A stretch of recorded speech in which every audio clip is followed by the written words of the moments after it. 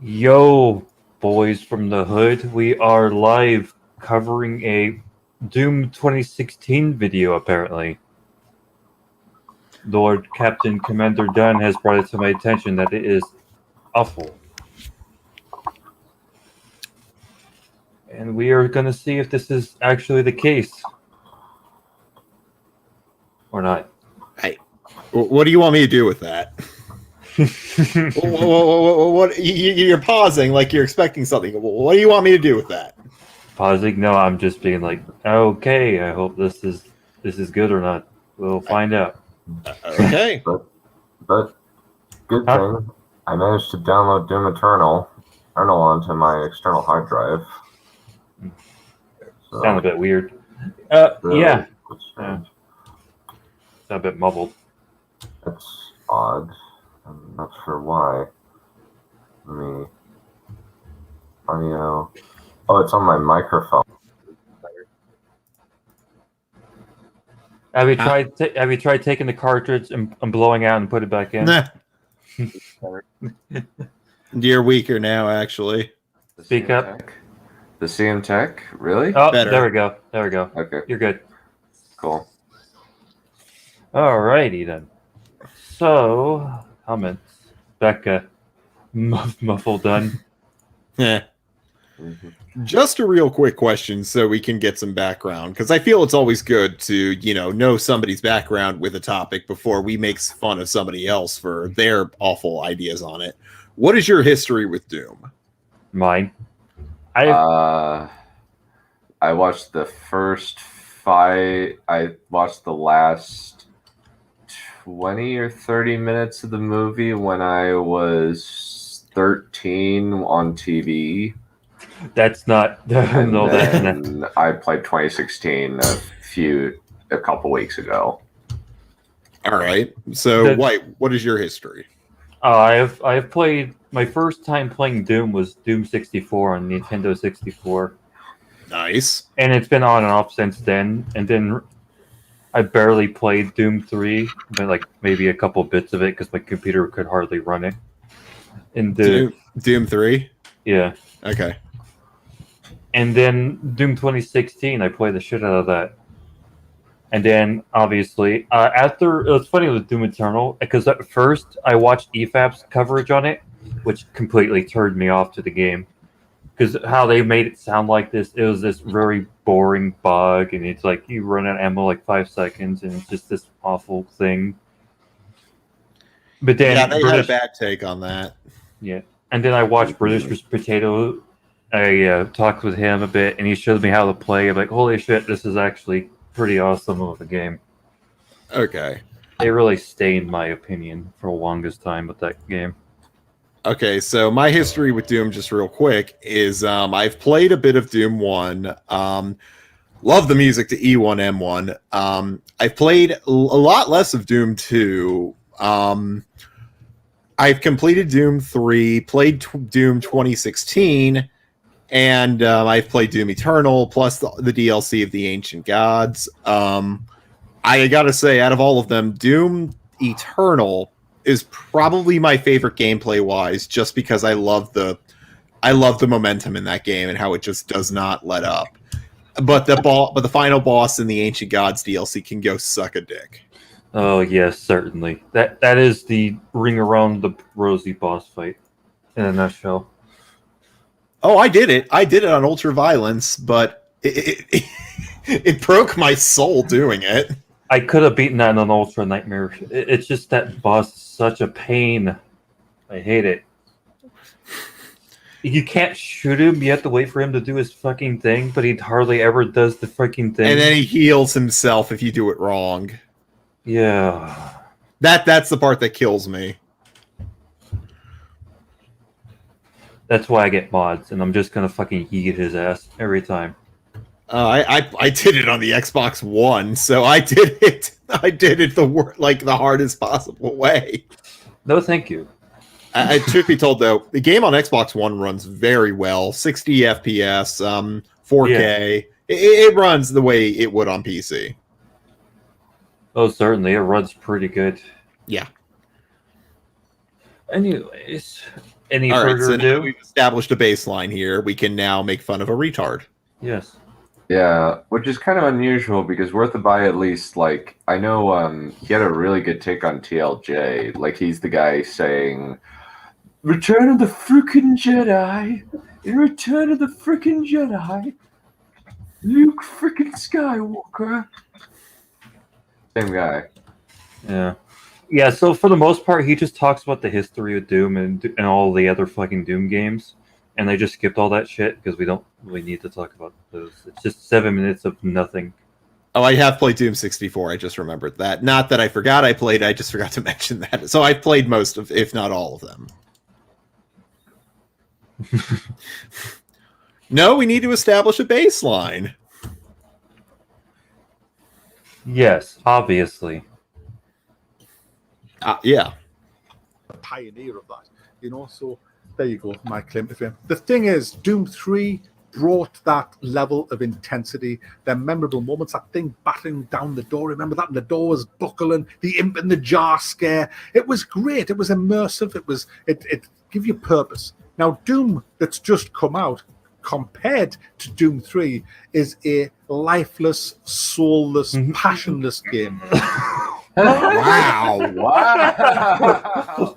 Yeah, I forgot about that bit. Yeah, that's bad. So I've heard this argument I've been hearing this argument as time has gone on, saying like, yeah, Doom in 2016 has no soul. And I'm thinking, what the hell are you talking about? What game were you playing? This game was amazing. Yeah. This got me into playing FPSs, and I usually don't like FPSs. Yeah. Right out of the gate, it's a bad take. I agree with Dr. Crow. Yeah. Yeah, you're welcome for finding it. Usually, like, Worthabuy has some good stuff to say, but not this time. We're off to a wonderful start. Yeah. So let's take that back a bit. Okay, so we just replay because I've always tend to forget shit 5 seconds. Their memorable moment. No. It was great. It was compared to Doom 3 is a lifeless, soulless passion. Yeah, life is soulless and passionless. No, and no. How do you have? Let me just share my entire screen right now. How does this scream passionless? Look at it. Okay. Now, because I speak moron, I think I know what he's saying when comparing it to Doom 3. But what he fails to realize is that Doom 3, though successful, was not what people want from the Doom franchise. It was something Carmack wanted to do, as Doom 3 was one of those games that had a every id game for a long time was like the new standard of gaming. Like, if you get what I mean. And Doom 3 was no exception. It even created a lighting effect known as, I believe it was Carmack's Constant, which allows us to have real-time shadows in the game. I don't think Doom 2016 did anything with the technology because Carmack was working at Oculus at the time. But clearly, the game was made by a bunch of people who loved the original 2 Doom games. Hell, there's even references to 3, so I'd argue they loved 3. And hell, they even seem to love 64 with the way the Unmaker is in the game and the fact the story takes place in Doom 2064. Hugo Martin actually brought this up in his recent podcast. That he said it was the aesthetic of 2016 was very inspired by Doom 3. Yeah, in fact, it takes place on Mars, like Doom 3 did. And you also have the Soul Cube. You have the Soul Cube and the I think you have Turkey. Yeah, you do have Turkey Puncher in Doom 2016. And the plasma rifle is literally just the Doom 3 plasma rifle.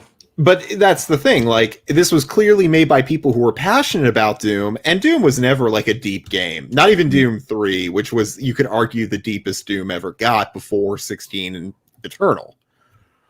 So I don't know where this guy is pulling this out of his ass. Yeah.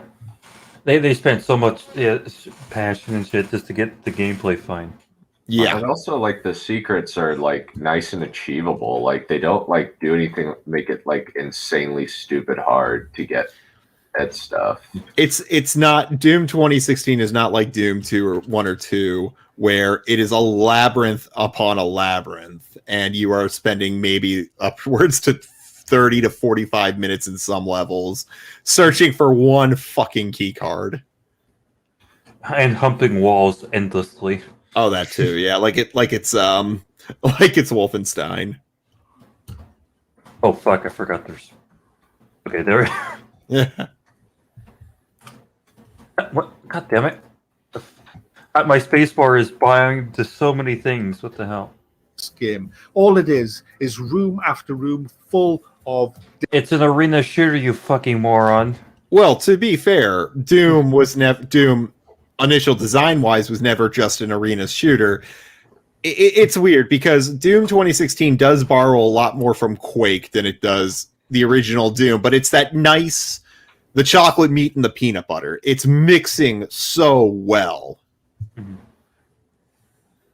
Different demons that you have to kill. It's just a gigantic, moronic shoot fest. It's rewinding time 22 years and going back to the original. And the reason that is because did you know they were actually making Doom? I think in 2007 they started making this Doom that's just been released. Worth the and they time. got a long way into it. But Is this video worth the time? Well, they Worth were good. Sorry. the time. Worth But every second of development.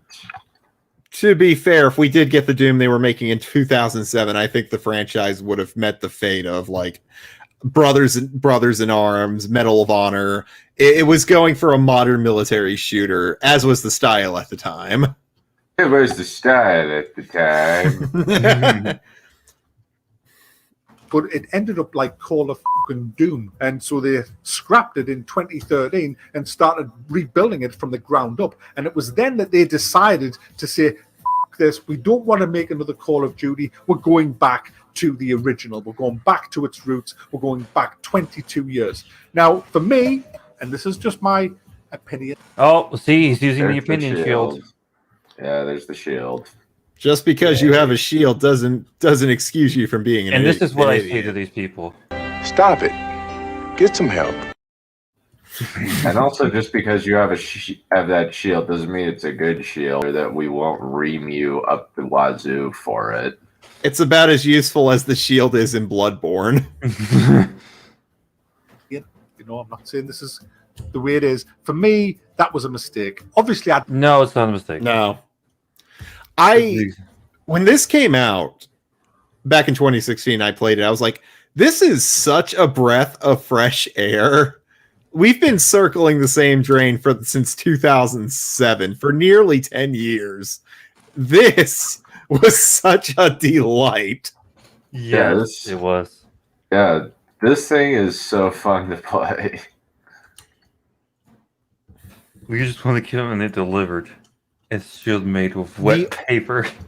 The only thing I gotta give credit to id, the writers at id, I should say, because Doom was never a story intense game or a story focused game, yet they had the conviction, or rather the determination, to flesh this world out with the lore and everything, and I can honestly appreciate that. I didn't read it because I was like, zombie go boom, but I appreciate the attempt.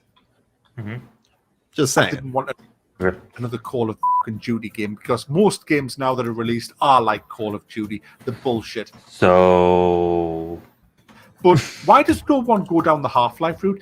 oh yeah, that's the thing. He brings up, why can't Doom be like Half-Life? Because Doom is the fucking game where you shoot demons and fucking murder everything in the room, not fucking Half-Life where you Go down a Half-Life- corridor.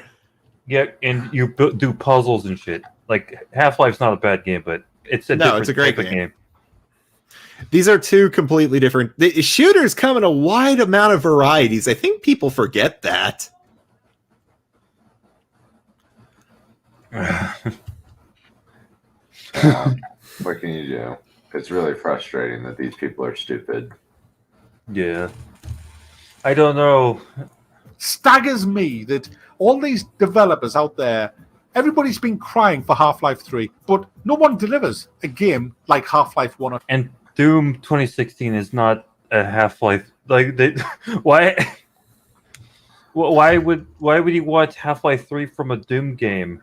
No, I see what he's saying. He's saying, like, why does nobody copy Half-Life 2? And I'm thinking, no, a lot of games have copied Half-Life 2. Like, even Doom, not Doom 3, because that was a little... They were being developed around the same time.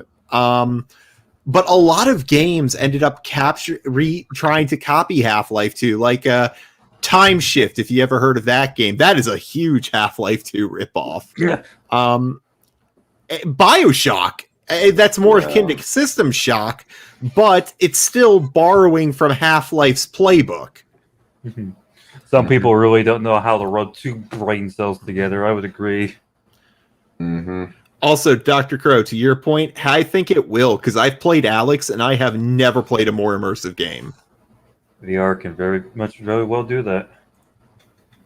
I have every feeling that Half-Life 3 will be as good as we all hope. not 2 anymore. They have to have perks because they think perks is good. Perks aren't good. Oh my god, are you okay? Why are they not good? Perks are shit. Certainly, weapon mods is fun. Yes. Okay, this is shit. Okay, moving on. Arkham's Razor, everybody. Moving on. Let's modify weapons. Yeah, like I said, I'm a bad video hound. I just find these things. They come to me. All right, Dunn, since you're like the god of finding shitty videos, find me like console peasant people like, oh, consoles are better computers. Do that on your spare time. I can use that. I can do. I don't know if I can. I'd have much to offer there, but I'll try and find some, I guess. Yes. I feel like we've seen this before. Well, yeah, because there's a lot of people who have this same shitty. No, I feel like we've commented on this before. I really do, but I may be wrong. No, Dunn hasn't played Doom until recently. All right. Yeah, I don't. Yeah, I just barely found. Yeah, White just said, "Hey, here's this game. Play it. You'll like it." And I was just like, initially, I was hesitant because I was just being flooded with game recommendations, and then it's just like, okay, I'll play Doom since I respect your opinion. And it's just like, okay, cool. This is cool, actually. It might even give me some ideas for what I'm going to do in an episode of Super Shots. If you're looking for game recommendations, dude, I have an entire library, but we can get to that another time. Yeah. Well, I honestly need to like stay with just Doom Eternal and Doom, since like otherwise I will like load my time down a shotgun and fire it into space. All right. I don't want to suddenly be able to carry more ammo. I have more health. I have more armor. And that's what Doom does. It brings in all the worst shit from Call. Why? What? Wait, hold on. Shut. Don't say anything. Fun. Yes, let's modify weapons, but I don't want to suddenly be able to carry more ammo. I suddenly don't want to carry more ammo. What the fuck? What? Why? What does that even? What does that even mean? more health. I have more armor. And that's what Doom does. It brings in all the worst shit from Call. Basically, you can use the Argent cells to upgrade your weapons and armor permanently rather than just staying at the same level the whole time. Wait, keep him going. Keep him going for just a moment. I want to finish the perk system and all that wank. Why can't we just be the way we are from the beginning right through to the end? But just pause it. He's a simpleton. He is a simpleton, but the thing is that Doom, more so than the other games, because as you may know, previously, the way games work in terms of progression is that you get more and more powerful weapons. You start with the maybe fisticuffs, you get the pistol, you get the assault rifle, then maybe you get the energy weapon, you get the rocket launcher, and then you get the BFG. That's usually the way old progression systems work. The reason why this works in Doom is because the progression, it's a longer game, number one. Number two, it keeps the game flowing. You constantly want to get the next upgrade. You constantly want to get the next piece of equipment because it offers more room for experimentation and a lot more room for growth in the game. You now have so many more options as opposed to you did 22 years ago, where each gun did the same thing no matter the scenario. Now you can create a scenario. Oh, Dominic, this video came out in 2016. Yeah, but we haven't. But it was until recently that I didn't even know this video even existed. You're welcome. More powerful weaponry. Why do we have to have perk systems? It's like he doesn't even. Perk systems are interesting. They again, like I said, they expand your way to play. And it just doesn't do anything for me at all. It just doesn't do anything for me at all. I just say shit about a game and I just don't explain it. Arkham's Razor. Just doesn't. But it's just a minor thing. That, I mean, it's not like... Oh, it's a minor thing, but I'm going to make it out to be this huge thing. They're not game-breaking. Oh, that's not how you framed it, buddy. No, wait. Why would they be game-breaking? Like, these things... A game like this, especially a game produced by id, developed by id, like a powerhouse in gaming, you would need to test the shit out of this. And not only that, but they brought in professional Doom players to do it.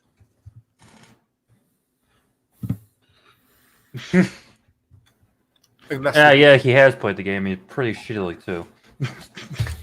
For a game reviewer. Go down the X-ray vision mode, which thankfully Doom doesn't. I would have liked to have seen a Half-Life version, like taking the best of Doom 3 and making it into Doom 4. You don't have to have cinematics all over the place. What cinematics? You don't have cinematics all over the place. You just kind of play through, and then it just has like what, 2 minutes per thing? Yeah, there are a couple of sections where you're kind of just locked in a room, and then there's some exposition. There's only 2, maybe 3. They're not very. There are not many. Yeah, it's like I think you get one with Samuel Hayden. Yeah, well, it's basically anything. Anytime you get Samuel Hayden or Olivia Pierce, it's like for 5 minutes you have to talk to them. It's not that big of a deal. No. It's funny because people actually made a bigger fuss about fucking Doom Eternal, even though in Eternal you can actually just skip all the cutscenes. Yeah. I mean, that's why they scrapped it, because they said it was just like a cinematic experience. Well, don't make it like a cinematic experience then. Half-Life 1 and 2, I don't even think there's a single fucking cutscene in the whole of them games. I mean, I think there is a couple, but, they lack Okay. cutscenes. Someone's talking to you, but you are still in the game, running around. So I can understand why they stepped back from that, but I can't understand why they allowed it to get that bad in the first place. It's not bad. What are you fucking talking about? It's amazing. I don't know what you're talking about. This just doesn't make any sense to me. Listen. Oh, sorry, go ahead. Sorry. Yep. I was going to say, listen, I'll get down on my knees for Valve as much as the next Steam user, but not everything needs to copy what Valve does. Agreed. I didn't even know what Valve is. I'll just take your word for it. Steam. They're the guys who made Steam. Oh. And Half-Life. Oh, okay. Yeah, I don't like those moments in Doom 2016. Like, they just kind of pull out the brakes, and I'm just kind of like, I want to play the game. Let me play the game. I don't want to do this cutscene anymore. But they've completely gone to the opposite ends now. They've gone right back to Doom 1. Now, I've read the description of this, and it says that it's just Doom 1. It's pretty much Doom 1, even though it's kind of the story carries on where Doom 3 left off. No, so it's not. You have no... You are supposed to be a video game reviewer, and you got this so wrong. Wait, I genuinely thought Doom 2016, all the Doom games were in continuity. No, Doom 3, it's on its own little plateau in the far distance. Is it really?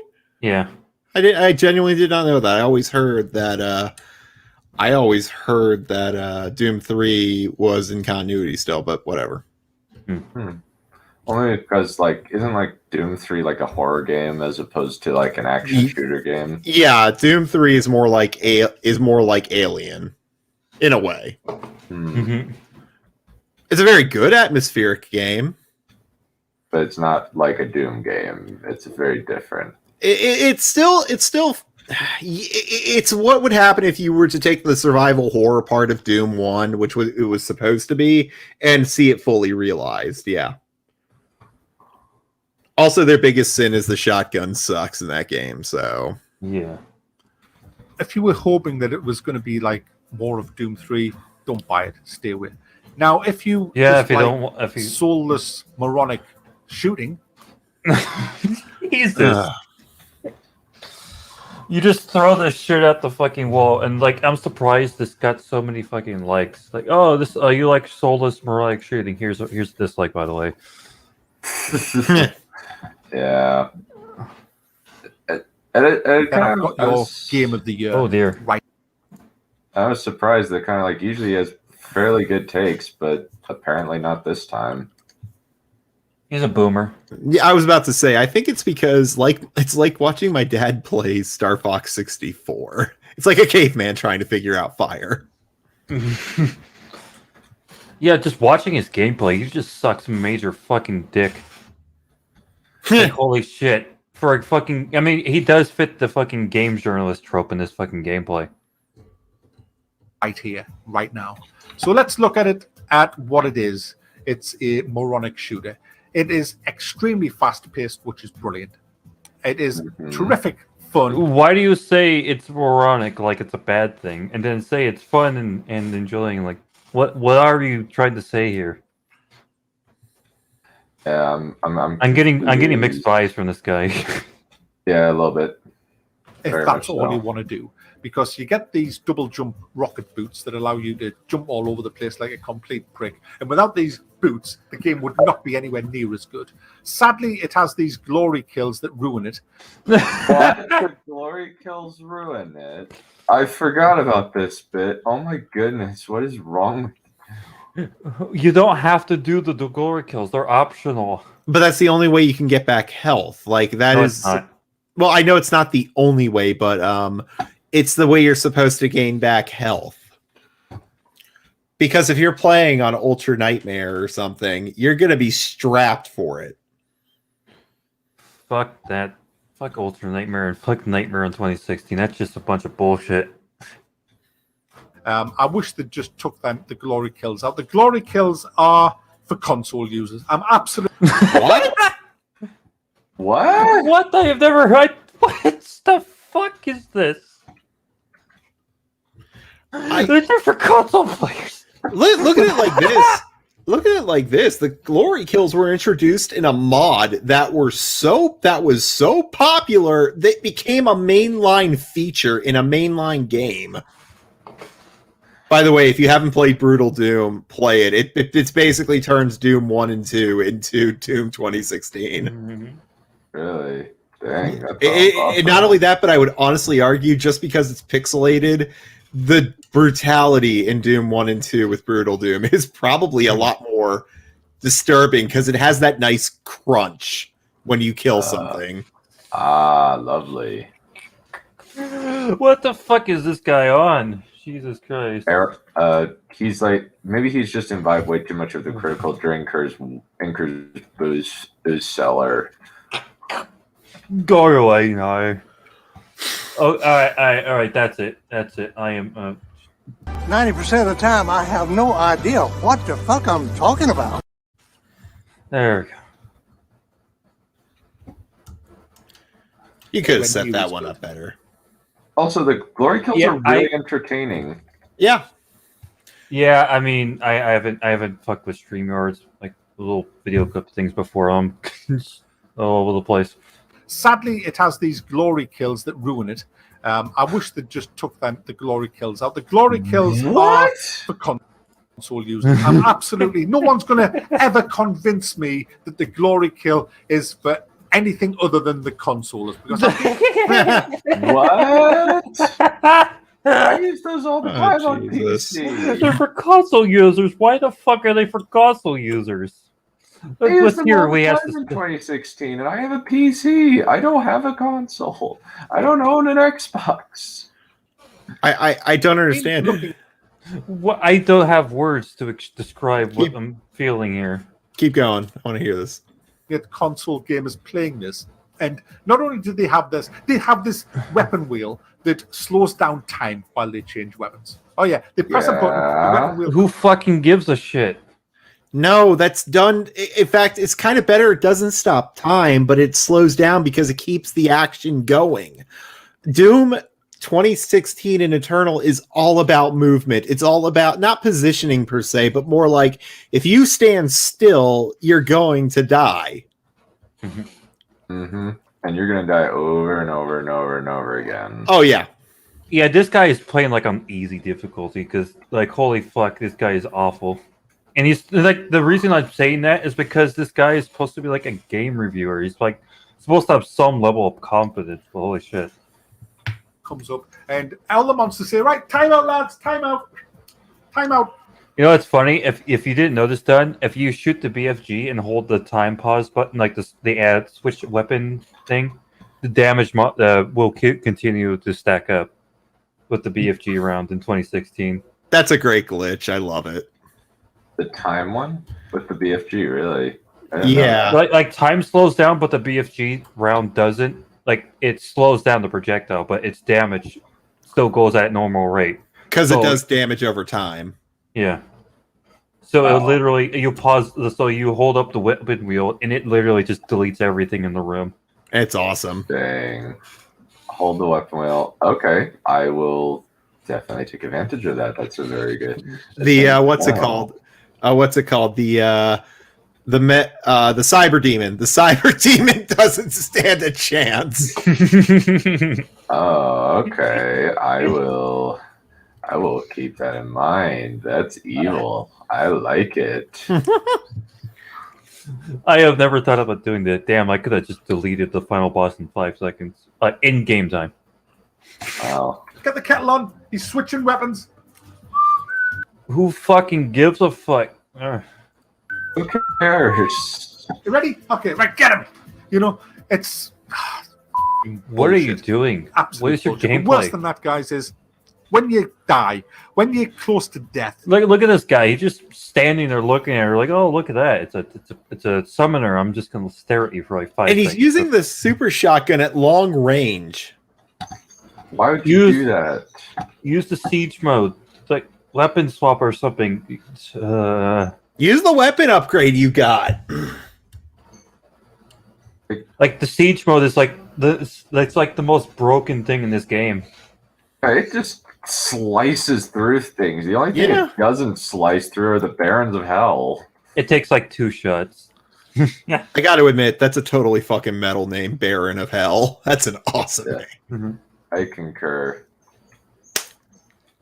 As you play through this, you will inevitably he learned. get close to death if you're playing it on a decent difficulty level. And I completed it on the max difficulty. That's not Nightmare. That's the max you can get on your first playthrough. I don't know what I it's called. don't think but so. You know, it's the top difficulty level.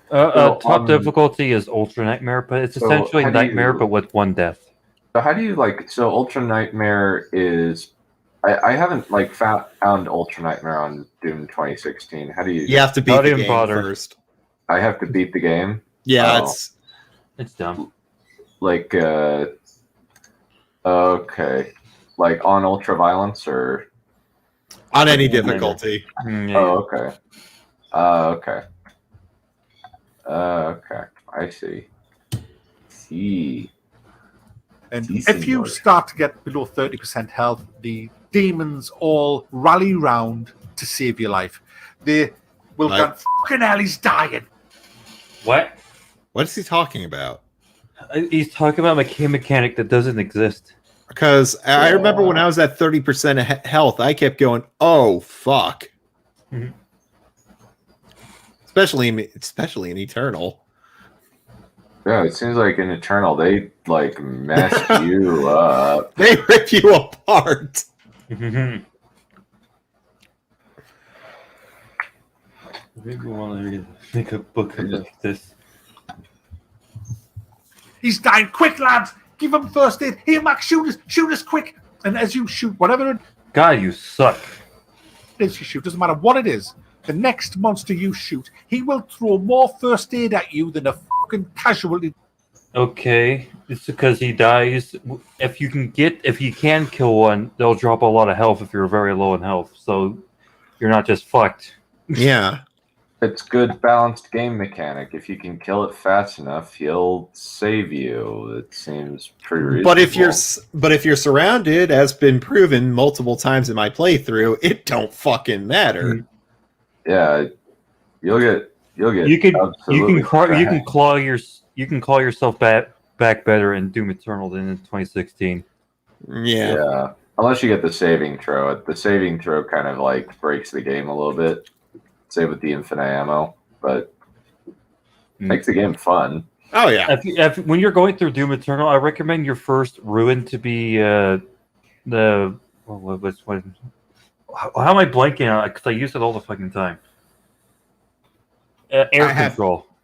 Oh yeah, the ability to move around, like it gives you much more air mobility. It's really wonderful.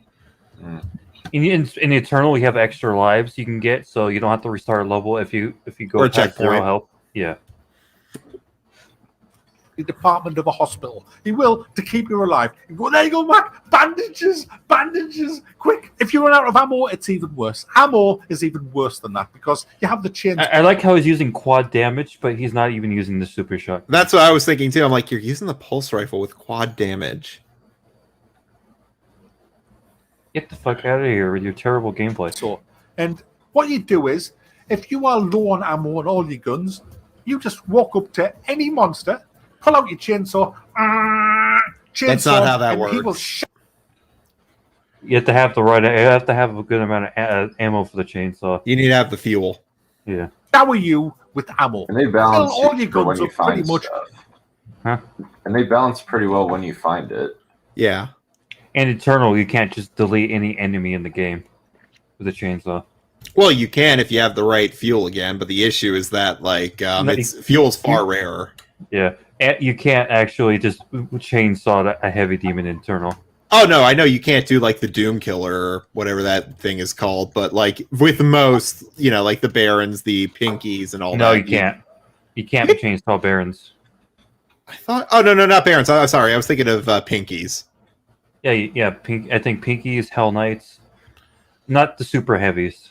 No, not the. Yeah.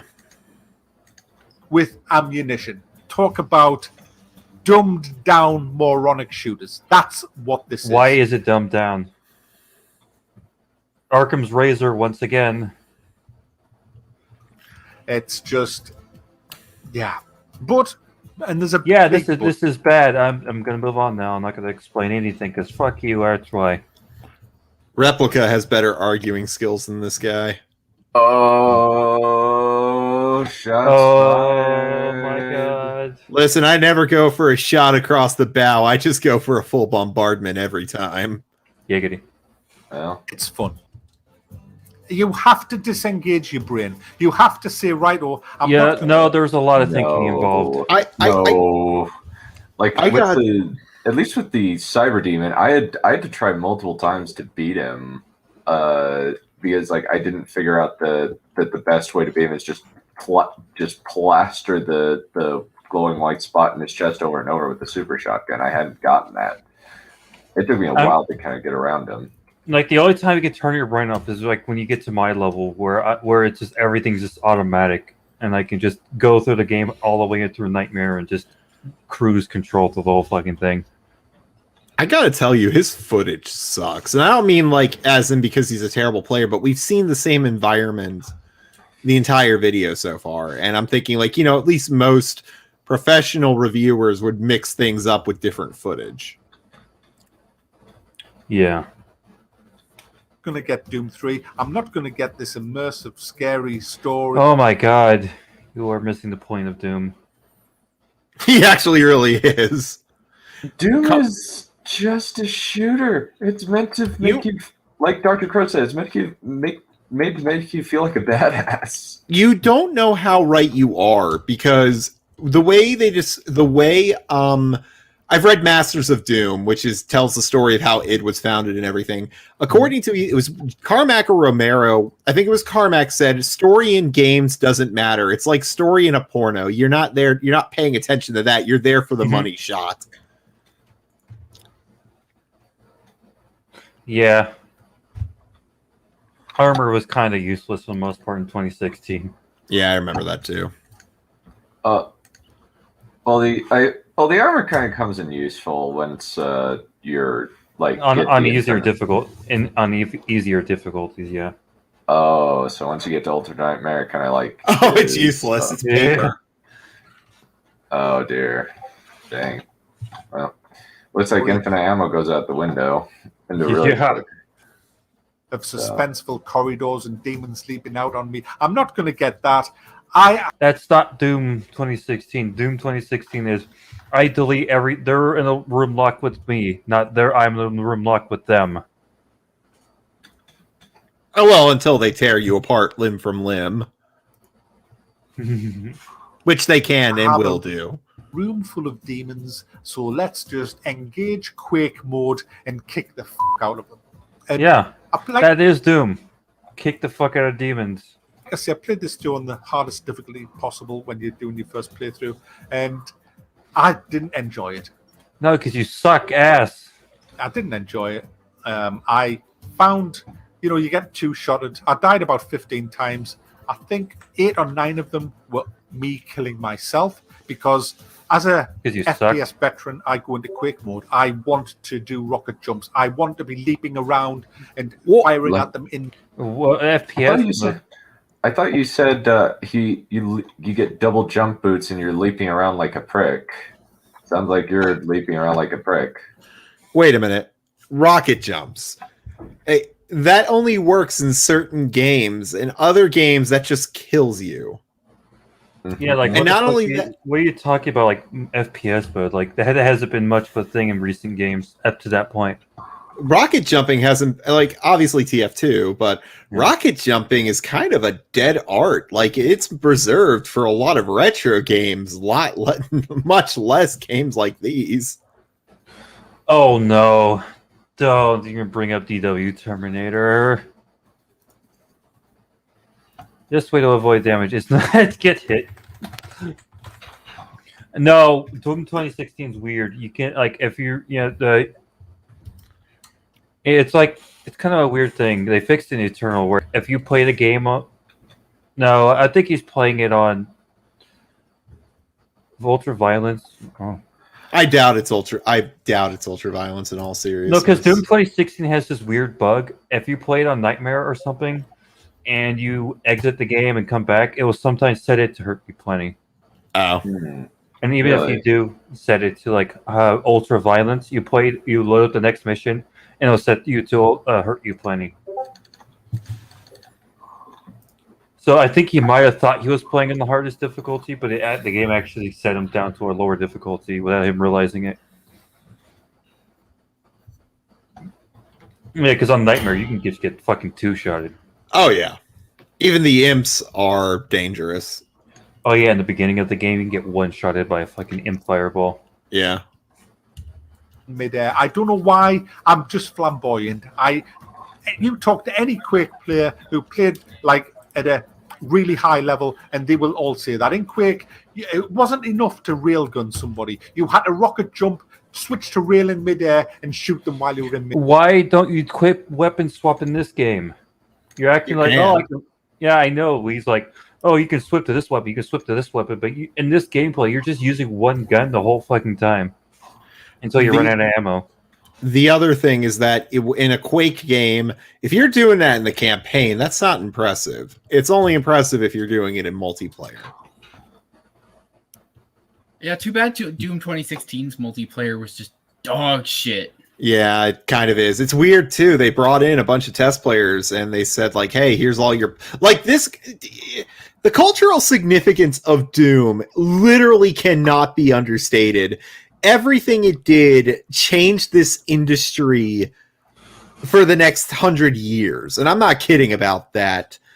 And when you're not listening to, and it's still so dedicated to Doom 1 and 2, That's why they brought these professionals in. There are literally professional Doom players. And when they tell you something is wrong, you'd be wise to listen to them. Damn, I should have brought Potato on here. He's like the expert. He's has more knowledge on this game than I do. On Doom Eternal and stuff like that. Midair. Any top Quake player will tell you that. And because this plays so Get fucked. You fucking moron. God damn. You have like other guns you could have used to prevent yourself from blowing yourself up, you damn retard. You have like a minigun, you have a shotgun, you have a heavy cannon, you have a fucking rail gun. We gotta get together one night and play a game of Quake live on stream. We do. Or Unreal. I'd be down for that. That sounds like fun. That sounds like a good time. Which game do you want me? Because I would like to know which one so I can buy it on Steam. Do we want to do Quake? Do we want to do Unreal? What do we want to do here? Quake, I guess. Quake sounds good. I have Quake 1, so I would say Quake 1 is probably the cheapest too. Was it like $5? Now, hold on. Actually, it should be like 99 cents right now. It's the Steam Summer Sale. Oh, hold on. Shit. Hold Fuck on yeah. I know it. Okay, Quake. Quake. I also wanted to play. I heard that Quake 1 has the best. It's $1.50. Damn, it's too expensive. What'd you say, Noble? Something about Quake? What'd you say about Quake? I said I also really wanted to play the Quake 1 single player because I heard that Quake 1 had the best single player. Oh no, the single player is kind of weak. It's good, but it's kind of weak. But it does have some of the best music done by the guy who made the lead for 9 Inch Nails. What's his name? Oh fuck. Downward Spiral. Not Tommy Tallarico. God damn it! Hold on, I gotta look this up because it's important. It's important to Quake. Important to the lore. And no, it actually is Trent Reznor. Trent Reznor is the guy who did the music for Quake, and it is some of the most unnerving music ever put to video games. Really? Well, which Quake game had the best single player? All right. I think we're getting a little too off topic. Yeah, right. We'll talk about that later. I'm not too sure. Okay, let's go. fast. You go into that road and you can't help it. And I died so many times rocketing somebody in the head as I was jumping over the top of them. Because the splash That's damage your kills you fault. on high difficulty. And That's your fault. I am terrible at doing this. That's the game's fault, not mine. Hey, Sergeant, I can hit a man from 5 meters away with a rocket. You know, it's funny. I actually have a mod that makes it so I can rocket jump in Eternal. Nice. I hated the game for that because I had to play it properly. I had to be careful when I was going around shooting stuff to progress because there's No, you don't need to be careful. Like, fucking hell. You're just terrible at the fucking game. Because, like, you saw me done, right? I was just fucking just murdering everything in sight in 5 seconds. no save, and so you actually have to go back to the checkpoint. But when I pretty You much suck. finished the game, and I technically I haven't finished it. I'm up to the final boss, but I had a splitting headache, so I stopped playing. But I'll kill him later today. I think it was because I was concentrating too much. So what I did was I had an hour out, and then I thought I'll go back to the easier levels and turn down the difficulty and have a look for some of these secrets because there's loads of secrets, and I do love secret hunting. I love jumping on platforms and exploring the levels, and they look fucking gorgeous in this, guys. Absolutely fucking gorgeous, the graphics. And I've got them turned down, and here's my settings now. I'll let you have a Jesus look. Christ. There's the settings that I'm using for this. So you can see there's a lot of room to turn up. And while I'm into the settings, the key binding wank.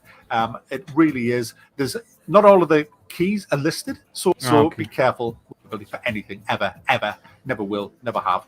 So I went back to medium difficulty because obviously I didn't want to be two-shotted while I'm looking for secrets. And so I was going around the levels, looking around, and obviously got caught up in a lot of combat because there's so many enemies.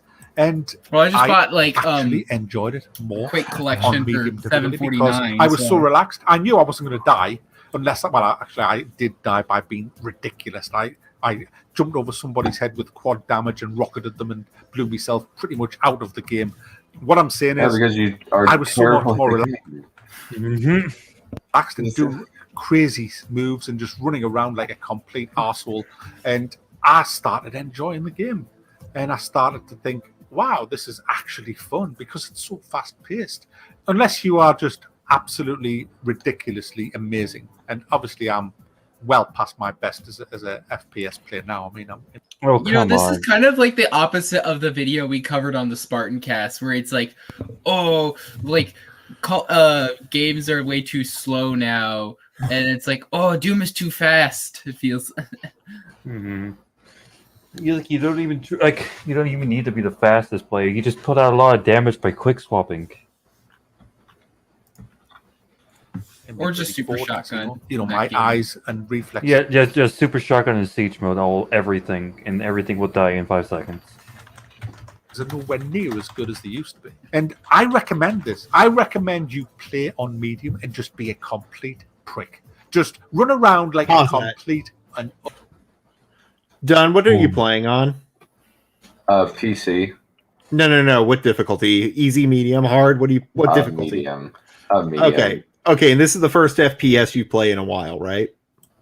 This is the first FPS I played in my entire life for Okay, longer than 20 minutes. Then you are excused from this insult. If you're a gamer, like a legitimate gamer, and you play a lot of FPSs, and you're not playing this on ultra violence, or something that would actually require you to use both your brain and your hand and your guns, you're a fucking faggot.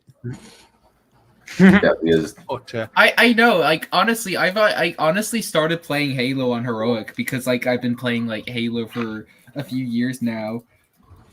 Yeah, because honestly, playing it on normal, like I can play it through it just like with only dying like just like 1 or 2 times, and that's just me kind of just fucking around and being a dumbass. And like, you know, if I actually want to like try hard, like I want to play on heroic. Yeah, no, I agree completely. It's the way the game was meant to be played, just like how ultra-violence was how Doom was meant to be played. Again, Dunn is excused from this because he's never touched an FPS. Mm-hmm.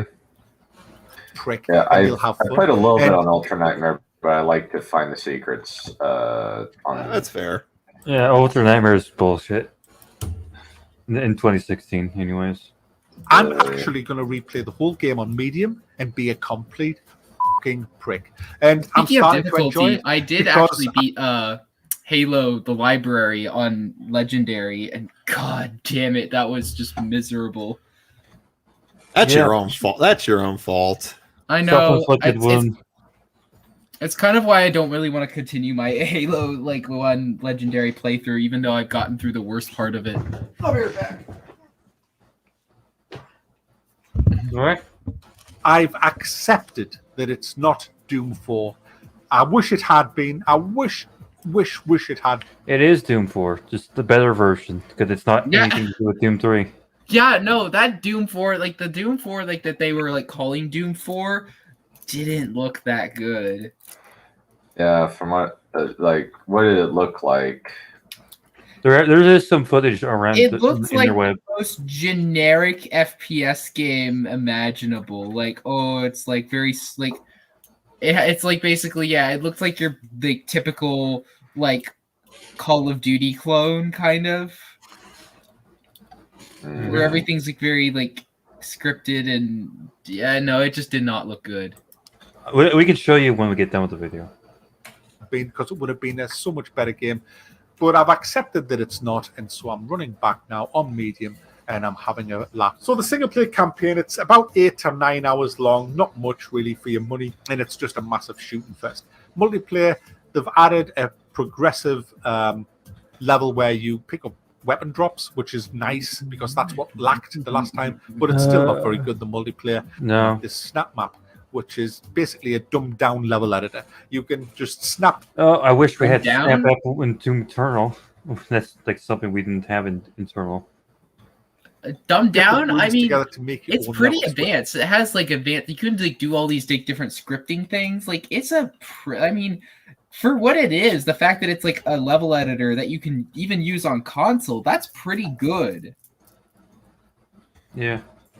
Which is great. But that's not what makes it good. What makes it good is you can have a survival mode on that that's co-op. so you can actually make a big kick-ass level and get your mates on and play survival. That sounds brilliant, and I'm going to do that in streams to anybody who has Doom. I'm going to make some levels when I get time, and we'll host this and we'll try it out, and if that's good, then brilliant. So that leaves me with the score then. Well, because this game doesn't market itself as Doom 4, it markets itself as Doom 1. I have to thumb it up because it is pretty much dead on for Doom 1 and 2. Yes, it's got the dumbed down mechanics, which you're going to need for consoles, because let's be honest, you cannot do with a controller what I can do with a mouse. Pause that moment. So, Doom, I don't know if Doom 2 ever got it, but freaking Doom 1 was on the freaking Super Nintendo, for Christ's sake. These games were never made specifically for consoles. These were made for PC in mind, and I have no doubt in my mind that Doom 2016 was the same. They just optimized the hell out of it. Yeah, I don't know what the hell is this guy's on about. Like, I think the only thing that's really there to give console players a break is like having the weapon wheel.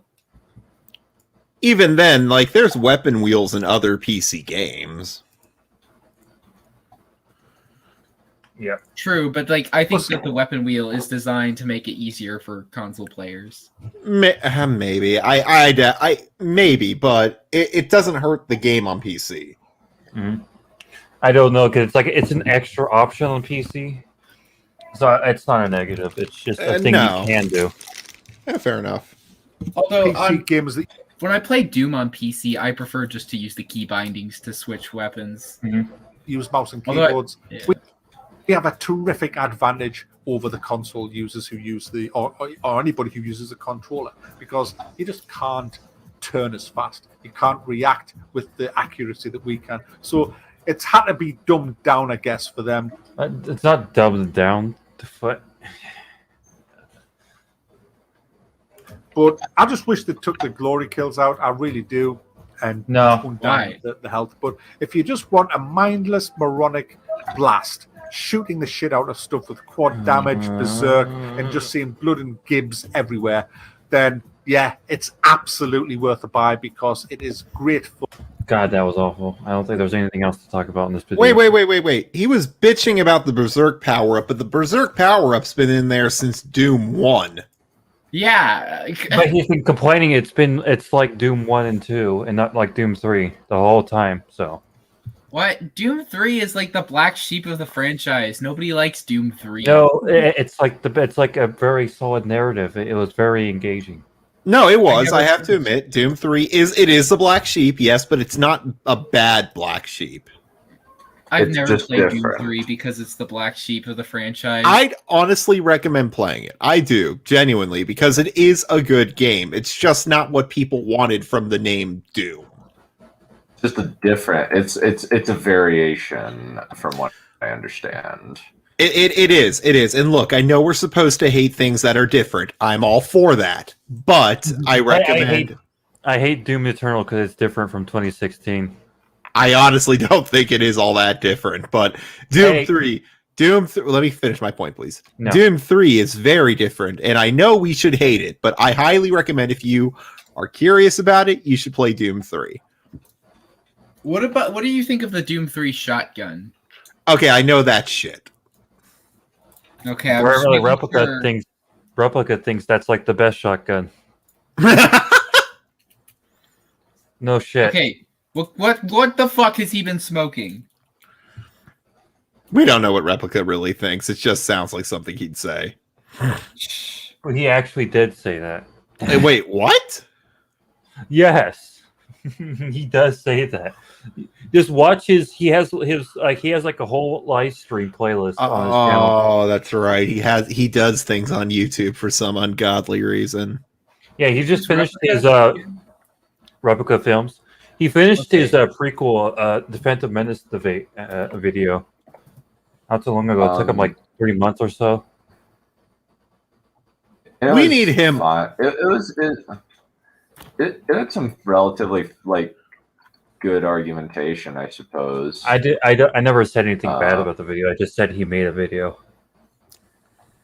But it was basically the menace better than like this idiot was saying, and it was very low hanging fruit. I've actually never seen Replica films. I've only heard about him before. We had a debate with him. Well, if you can call it that. Yeah, it's kind of generous calling it like a debate when like he had a hard time like coming up with arguments, like because he mostly just said you're wrong. He didn't really like. I had to like say, here's 5 minutes to just discuss your argumentation. Here you go.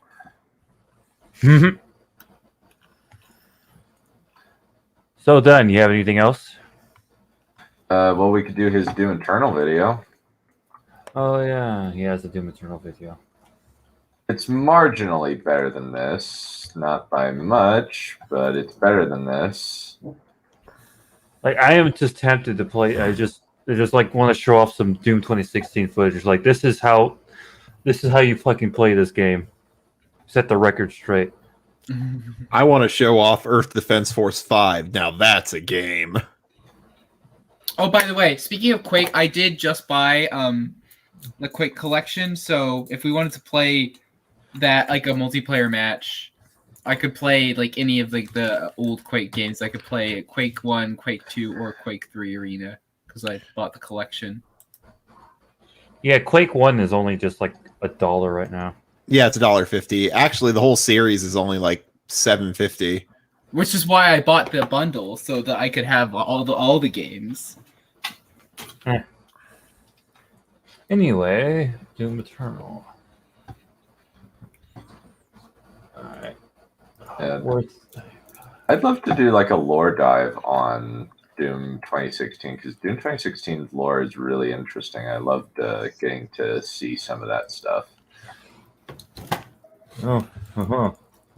Yeah, especially like the lore of like the Doomslayer himself and just like how he's kind of like this mysterious like character that like seems to kind of come out of nowhere, but like has this like big reputation of being like just The baddest of the bad monster to like all the demons, just like absolutely terrifying. It's great. It's good stuff. Alright, let's get into this. Colonel, is it Worthabuy? Let's read the words of the developer. Hell's armies have invaded Earth, become the Slayer in an epic single-player campaign to conquer demons across dimensions and stop the final destruction of humanity. The only thing they fear is you. Guys, before I get into the actual review, I just want to say sorry that it took so long to get this thing out. I'm 5 days behind everybody else, and they just refuse to give me a key. There's a huge compliment to my integrity. Got a shit ton of options here, and it a machine. This game is going to run fine. Now, for the purpose of this video, I set it at 60 frames a second, just to make it a bit easier for the actual edit and render. But, so, what's it like? Let's get on with it. Let's start with the story. Well, who gives a f***? It's Doom. You don't buy Doom for the story. Oh, what? You don't like I thought Doom you for the said- story? What? I thought What you you said just- earlier the story is piss. What a fucking more. Doom Eternal's apparently like got a decent story by all accounts. I haven't heard anything like bad about the story other than like maybe it's like a little bit weak, but not bad. Oh. You don't care about spoilers done? Nope. Well, it's a game, not a movie. So what? Alright. Yeah, you actually have to interact with it. Kick ass. And my goodness, you kick serious fucking ass in this game, guys. Never before has many asses been kicked as in Doom Eternal. This game, I just can't get over how much ass I've kicked in this game. By the way, just so you know, all footage shown, unless I state otherwise, is on ultra violence mode. I did try it on Nightmare and beat a few of the arenas, but I couldn't complete a level. I admit I couldn't complete a level on Nightmare. But hey, when you get to my age, Oh, he's doing that thing, so he's not even quick swapping. He's probably going to complain about the ammo. it isn't what it used to be, but I think it is doable if you're about 20 years younger than me. let's go straight into the combat. The combat in this game He has arthritis. is Maybe we'll very, give him a break very there. specific combat. Uh-huh. You need to know your enemies. You need to know what their weaknesses are, and you need to know what weapon. You need to have all your keys bound, and you always. You need to know which weapon. What the fuck are you talking about? I just fucking shoot everything at everything. It works fine. So can you not use like the key bindings to like switch weapons in Doom Eternal Yeah. or like on PC? Yeah. So okay, but so you can use like 4 for chain gun, 3 for shotgun, 2 Yes. for pistol. Yeah. Okay. I was just making sure because I don't understand why the fuck you wouldn't do that because that just seems to be a lot easier.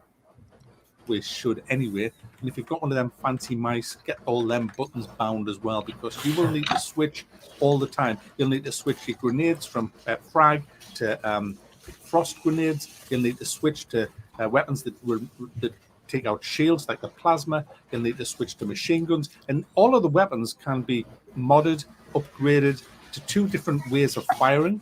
Well, actually 3 if you count the base way that you fire. For example, your standard machine gun can become a highly optimized sniper rifle capable of taking the turrets off arachnotrons. They're not called arachnotrons. They're called... And also They're called taking the arachnotrons, Mantis' you arms idiot. out. So there's a lot... And later on in the game, taking these... I forget what you call them, the heads off, and then they give you a whole... like it's like one of them Drones. pinatas. All the health and ammo comes out of the neck. Yeah. Look, reasons, guys. Pause it for a moment if you don't mind. That's what I kind of love about both Earth Defense Force and Doom, the Doom reboots or 2016 and Eternal. Killing things in these games is like smacking a pinata. It's wonderful. There's something very primal about hitting things and then watching candy come out. Or just I was gonna smashing say, them like, to pieces. he's like saying like, oh, like you have to use all the stuff. Like that's the thing that makes Doom Eternal better than Doom 2016 is that like there isn't a piece of equipment or there's not a weapon or a weapon mod that isn't useful. Yeah. Yeah, all the weapons is like if you want to use lock-on burst to kill summoners, like do it. And then use detonation to kill the frickin' pinkies. He's from behind. Have you tried using the stun effect on the plasma rifle? I've used it a few times. I've fully upgraded it, but I haven't I haven't found any of the keys. Is for weapons. I probably need to, but I just haven't. I could probably show you right after this video because I don't know how much of it. Been blasting through this in 2 days, and my goodness, I had to take breaks because I was just getting stress headaches and all kinds of stuff because it's frantic. And when you lose one of the arena battles, and there's many arena battles, it's kind of frustrating. You got to get back in and do it again. But I have had fun. I mean, I've had really good fun. The only problem I've got is it gets very, very repetitive. I'm sick of seeing the same animations over and over again, sick of fighting the same monsters over and over again because it's just like once you've been playing for like sick 10 of hours fighting or the so- same enemies over and over and over again. Have you ever played Call of Duty? That's basically what it is. You fight the same generic fucking soldier over and over and over again, and yet for some reason I still keep buying those games and playing their campaigns. Okay, that's a you problem. Noble Commando, I have to say this to you. Stop it. Get some help. Okay, see, that was set up.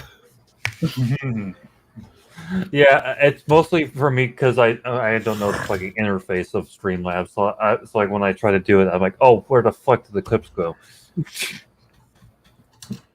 So, in fact, less than that, your brain just goes into autopilot. You know, you come into an arena, you'll immediately chainsaw somebody to tuck all your ammo up. You see everybody glowing red, you immediately look for an archvile or a totem, because what that means is an archvile is resurrecting the dead. A totem is making them resurrect themselves. So you got to take them out pronto, really fast. You see an archvile with the shield on, you make sure you've got your blood fists up, whatever it's called, and you smack the shield down, and then you just absolutely oh my god, this gameplay. Modded out chain gun. It looks like he's playing it like a Call of Duty game. Super shotgun with flame like trying to stay back and not get hit. Yeah. better than that. With It's like- also having them. That's not how you mod on play your Doom. You suit play it more that slows aggressively. down time when you hold your right mouse button down. And I'll tell you what, guys, leaping up in the air. Wait, that's the effect And of this a is how you rune. know that Flying he's around not in playing slow on the motion, hardest difficulty. reeling Because them in there's and then no blowing fucking their way face the off enemies to would a be shower this of armor forgiving for shards. him just running away like a Doesn't little get old, bitch. That's the one thing that didn't get old with this game.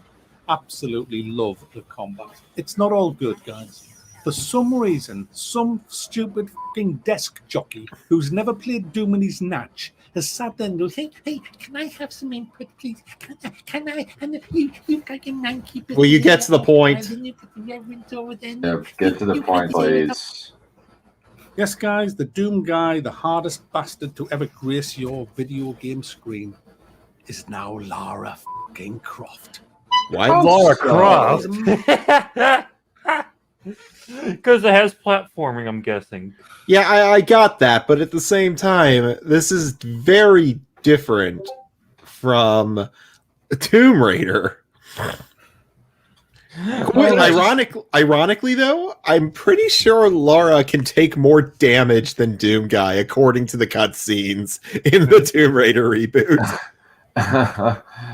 Gets Is she impaled. Is she like an unstoppable tank or something? No, the woman gets impaled in the stomach by rebar, falls down a mountain tumbling, like not just rolling, tumbling, like her neck should be broken in 8 places. Gets stabbed in cutscenes, gets shot in cutscenes. This woman gets fucked up, and yet she's still alive. Maybe she's like a Terminator from the future or something. No, she bleeds. Like you see the inside. Well, the Terminator Obviously. bleeds in the original movie. No, let me repeat that again. You see the insides. It's fleshy. She is not a Terminator. She is a Terminator. That's just your opinion. Well, she's the Terminatrix from Oh no. Transformers 2. Oh, you know what? That makes more sense. Let's see what he has to What's say. the Terminatrix? Shut up. What? Eyes of What's the hell, you've got Terminatrix? amazing seconds of Earth, and it just looks fantastic. Then you'll see this yellow bright pole sticking out that totally doesn't belong there. That you know you have to leap onto and start fucking trapezing up, and you're looking for another one. And No, then you're making this so much of a big deal than it actually is. Oh my god, there's like slight platforming in Doom Eternal. How horrible! This is awful. It's maybe like 5% of the game, if even that. Yeah, it's like I have to think about platforming for 5 seconds. This game, I can't handle it. At least you can't Is it- say. God. This guy's a fucking simpleton. It's like he's like fucking rags when it comes to like platforming. Like I have like no fucking brain cells in my fucking body when it comes to this shit. I have to. If I just need a corridor, I can't handle slight platforming. I have to bitch about the platforming for some reason because I have to bitch about something. Yeah. see the So- Assassin's Creed. Some of like Rags' stuff is good, but most of it, at least like his gaming stuff, seems like it's crap. If you're not shooting a grenade into Kakadima's mouth, you're not playing at peak efficiency. No, That's what that Doom is Eternal true. is. If you're not playing at peak efficiency, you're practically a moron if you're not doing that. I stopped doing it because I got to, especially in the DLC, because too much was going on for me to really evaluate the situation, and I suck at aiming with any kind of accuracy. So I was just like, okay, does it have ammo in it? Good. Okay, we're good to go. I think I'm good to The go. wall that you see, and you can just run up that fucking wall. Oh, I hope you're watching the little fucker who thought that platforming was in Doom. No, you're just a simpleton who does it. Go off. Do you know what, guys? It's Was not that just him? the level. Yeah. Yeah, that was him. All through the fucking game. You have these things.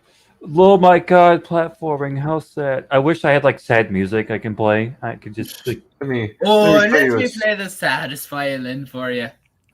song. Oh, let me play a song on the world's smallest violin. Yeah. Things that make no sense. It's like all these wheels spinning around with flames on. What purpose are they? they don't have purpose. It's a game. No, this is literally the bowels of hell. This is what makes hell run. This is how they mine Argent energy. Also, it seems like hell is just hell. It's not built on like what we consider our logic. So, That is true No. too, yeah. It's just Yeah, a well, black in hole. hell, like it's like basically there are things that are designed. What's this for? Oh, it's fuck you. That's why.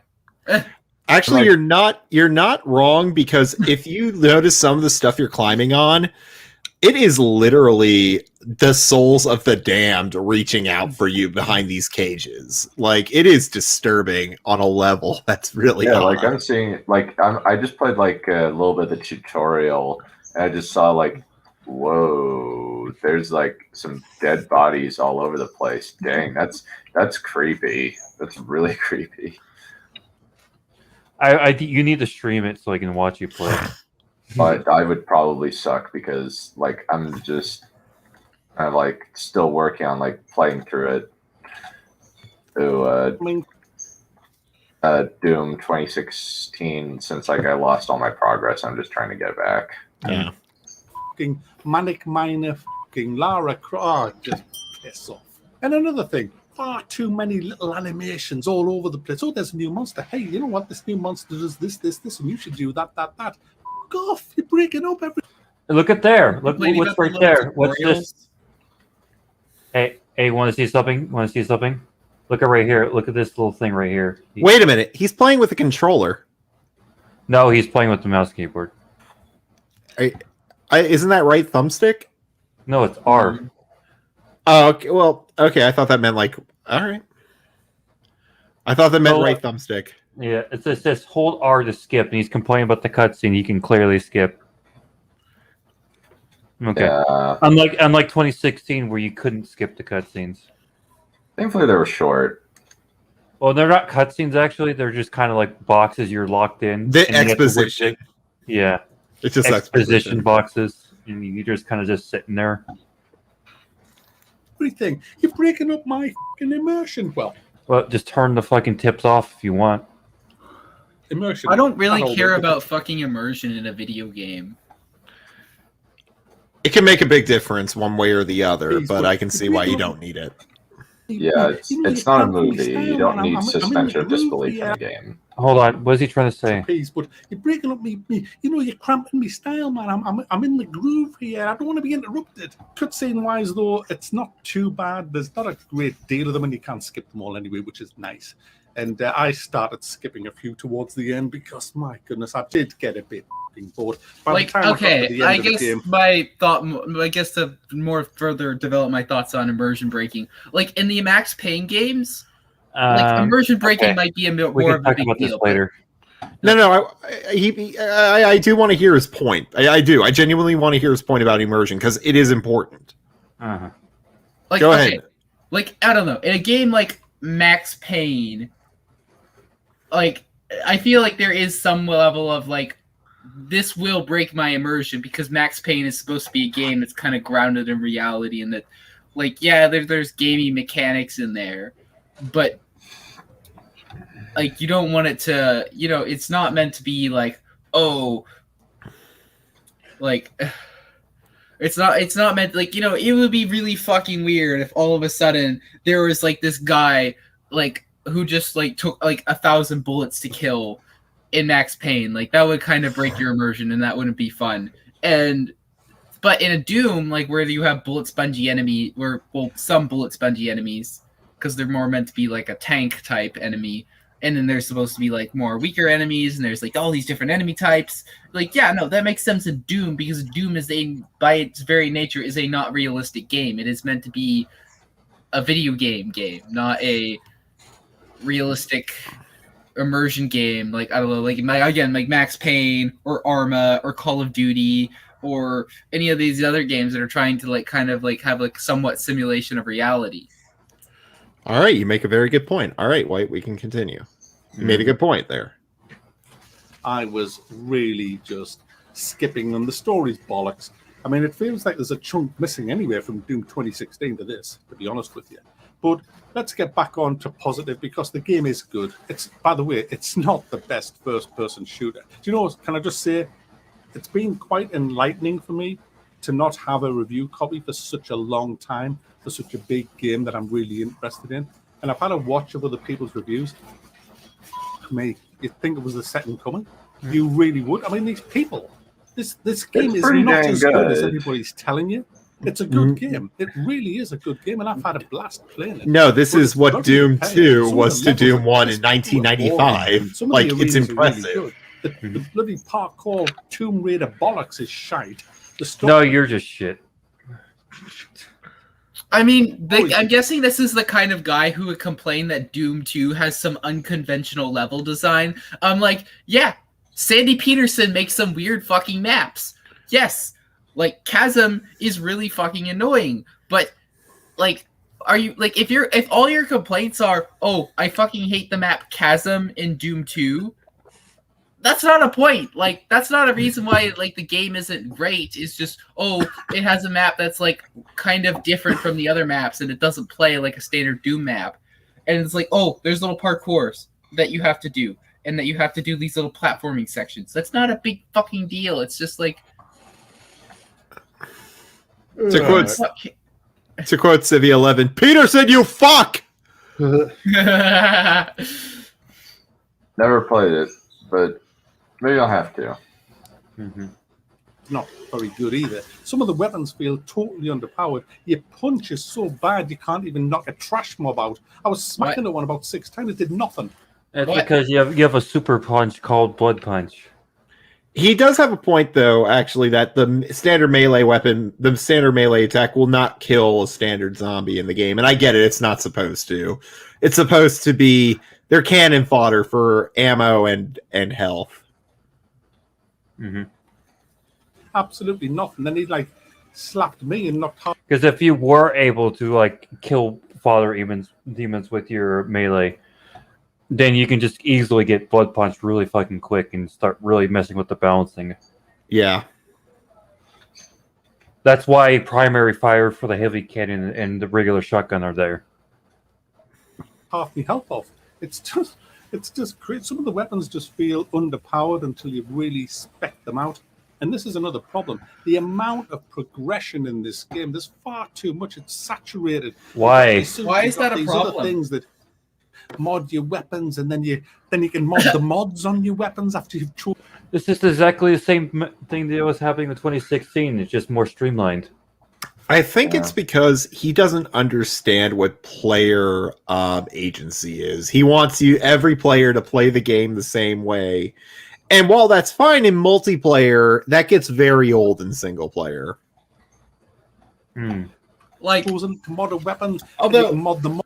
like, yeah, I get that. Like in single player or in multiplayer, or in Halo, yeah, it would be game breaking if you could put like attachments and shit on your assault rifle, and like when you pick up the battle rifle, it has like all the it has like an M203 grenade launcher and all this like in a suppressor and all this like shit that like makes it better than the standard battle rifle. Like that would be fucking bullshit. But like that's not a like that could work in a Halo single player, possibly. Maybe not as well as Doom, but it. And again, I think that's why in like Doom multiplayer, it didn't let you like pick which attachment you had for your or not which weapon mod you had for the weapon. It just kind of picked it for you. Okay. Everybody had the same weapon mod. Mod about 6 times, and then you can mod the mod, another mod with the mastery. You know, and your suit can be modded. Because you're a simpleton, you don't understand these things. You're fucking dumb. Yeah. Fuck, how are these such basic mechanics so fucking difficult for you people to get your heads around? Modded about 3 or 4 different. Reasons. Yeah. It's like, oh, I have to find a key to get through this door. Oh, this is so ridiculous and hard. It's like, fuck off. I'm actually of the opinion, in all honesty, that there are some games I will not touch because there are too many components going into it. Like, oh Lord, specifically games where it's like, okay, you can upgrade your weapon, but then you have to upgrade the stat to use said weapon, and you have to upgrade that. You know what I'm talking about? Those games. Oh, where you have to be level 3 to like we're in Borderlands where you have to be level 3 to use this handgun that you found. Not necessarily. What I'm talking about is the games where it's like it's menus upon menus of status effects of it's mostly in crafting games too, where it's like, oh, well, if I craft this component, I get this, but then that's not compatible with this engine, or that's not compatible with this laser I have, or the capacitor I have is too low. You get what I'm saying? Like, it's menus upon menus, and I'm spending 45 minutes in the menus while I'm spending 10 minutes playing the game. I don't think I've ever played a game like that, and I'm like, the only crafting game I've played was Minecraft, and that's that sounds like a very heavily modified version of Minecraft, like fucking. Oh, what is that? What is that really heavily? What is that one mod for Minecraft? It's like a very mechanical mod, or like. Oh, like I think that's like the Ticket mod pack. Oh, I'm thinking of like Galacticraft, where you have to like build every tiny part of the spaceship. I'm talking about games like, I believe Elite Dangerous did this, where it turns more into a simulator than anything else. And even then, it's like, I am not... I don't want to stare at a spreadsheet for 6 hours. Okay. It's just so many things to collect and collections, collectibles, little fucking, you know, when you watch a stream and he's got collectibles. Doom Eternal has collectibles. That's horrible. Oh no. I like the collectibles. Things you can find that are optional. How terrible. That increase your weapon upgrade abilities. At least they do in Doom 2016. Do they do the same thing in Eternal? Yeah. Everything is more streamlined in Eternal. That's like for pacing concerns. Yeah. got that shelf behind him with all them little fucking squashed up little fucking what they call, you know what I mean. You know, you go to a secret in this. Do you find ammo and health? No, you find one of these little fucking things that you would stick on a shelf. Yeah, that's the same thing in Doom 2016. It's funny that we never brought that up in 2016. Yeah. It just says, like, turn them into Lara Croft. It's just, I see no problems with this whatsoever. Yeah, I don't know why no one ever brings up good complaints about Eternal. Like, fucking Marauder-friendly fire bullshit. What do you mean Marauder-friendly fire? It's like when somebody's, like, when a zombie or something is shooting projectiles at you, and there's a Marauder right in front of them. Oh, and then they swipe, but then they don't hit the zombie? No, the zombie's projectile hits the Marauder, which brings up his shield and can trigger his dog. Oh, okay. Okay, I see what you mean. Because that shield is only for you to do. It's supposed to be like, hey, you're supposed to wait for his animation thing. But that's mostly not a bad thing. It's mostly muted in the base game because you don't fight that many Marauders. You don't. Not in the base, but in the DLC, they just throw them at you. Luckily, there's mods to fix that on the PC, but unfortunately, not for consoles.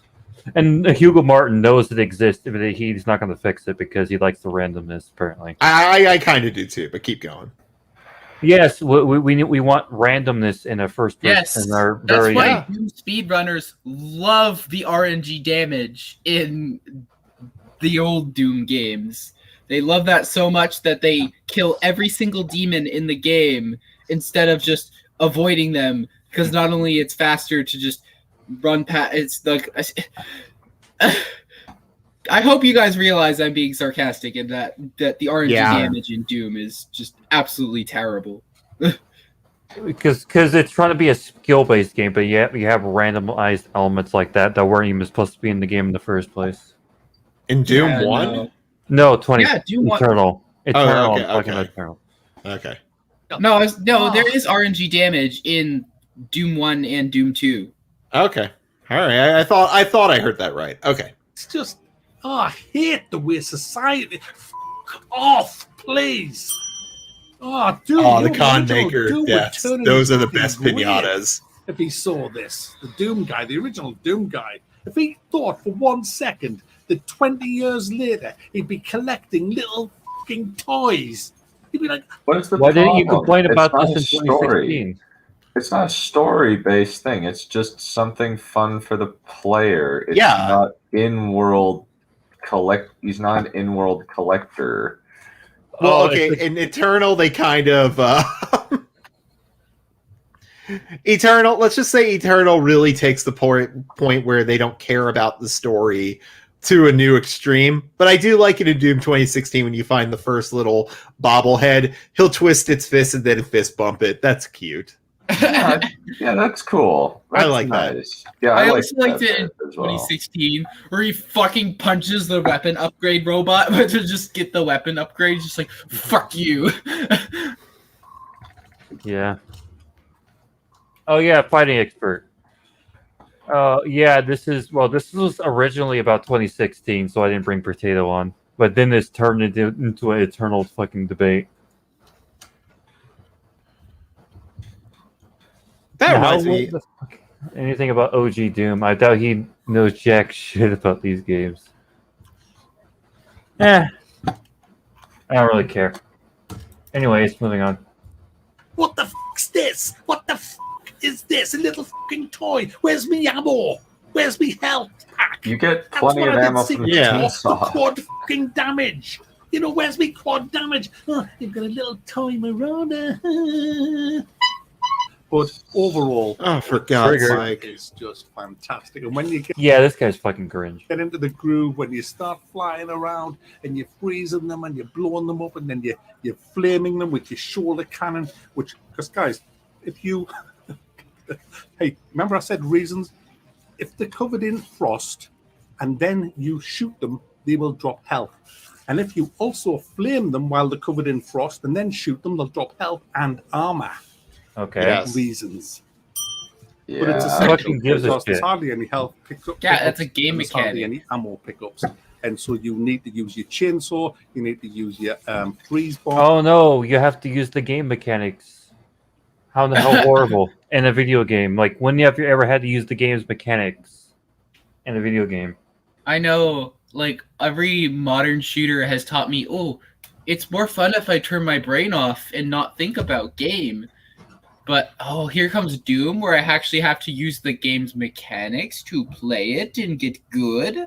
What is this? You know, I'm gonna go and complain about Fallout New Vegas because I have to talk to people in that game, and I hate talking to people. Yeah, that is pretty gay. Yeah. Pretty gay, And- bro. God damn it! Fallout New Vegas forces me to talk to people. That's just restricting my freedom. Yeah, it's absolutely racist to make you Yeah. talk to people. It's triggering. I have Yeah. anxiety. We've offended so many people. I love it. Yes. Yeah, they can kiss my ass. We need to reopen the gas chambers. That's all I have to say. Well, the thing is, you already have a lovely British lady who's willing to do that for you on her own time. Done. No, Who's that British no. Just shut up, both of you. White, I swear to God. Hey, I'm not going to say anything. Becca's probably going to bring it up in the next comment. Yeah, probably. Becca, what the fuck is going on? Who's the British lady? That's fine. It's never mind, Noble. Bombs, and you need to use your flamers as well so that you can keep well stocked in health, ammo, and armor. One thing that I will no. add on the bug side, guys, I've had 3 complete desktop crashes with this game, just crashed straight to desktop. I found a couple of glitched monsters and a couple of scenery bugs, but other than that, it's been absolutely fine. I'm definitely thumbing it up. It might be as shallow as a puddle of piss, but at the end of the day, the combat is No, your Shallow as a shadow is a puddle puddle of of piss. fantastic. I mean, you make the game look like a shallow puddle of piss because you're really shit at the game. And if you do want to pick a copy up, you can grab it at 12% off on Green Man Gaming. There's a link in the description of this video. It will also help this channel. No, I don't think I will. Be fragging, No. guys, and I'll see you in the next video. No, you No, I won't. don't think we will. No. That was quick. Couple videos. Yeah. Oh, we could always pull up Just Right Snyder Cut video, even though it's about 20 minutes long. What? Or- Okay, I'm okay. Is Just Right woke, or is he one of? yes. Like, Oh yeah, he is. He is 100% woke. He says that 300 is Islamophobic. And you guys need to take a break for a sec. Maybe we can do that in a bit. I wanna. I'm gonna switch from my regular microphone to my headset because I need to lie down. I can only take so much at staring at this screen while this kind of bullshit's going on. I'm just gonna. I want to play a little Eternal at the moment. I'm gonna show off a little. I'm gonna show you how the game is meant to be played. Sounds like fun. That's a good idea. I like it. Yeah, I'm like I said, I'm switching to my. Am I still coming in clear? I know the mic quality is not as good as the Yeti, but is the headset coming in all right? Sounds fine. Sounds fine to me, at least. All right, good, because I need to lay down. Yeah, because that took out of me. Yeah. Why is it like? Yeah, it's just I actually like was subbed to this guy just because I found like his TLJ video and it was very amusing. Like maybe we could watch that as kind of like a palate cleanser because it's really funny. Like he's actually like tearing that movie apart. No, I demand Just Right. I demand more awful. Oof. I said I was tired, not defeated. Are you ready? Deleted.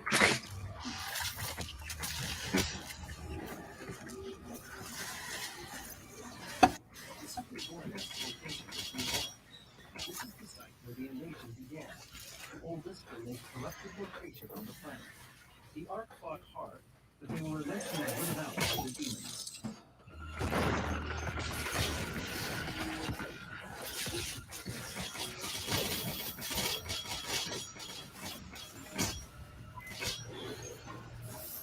Yeah.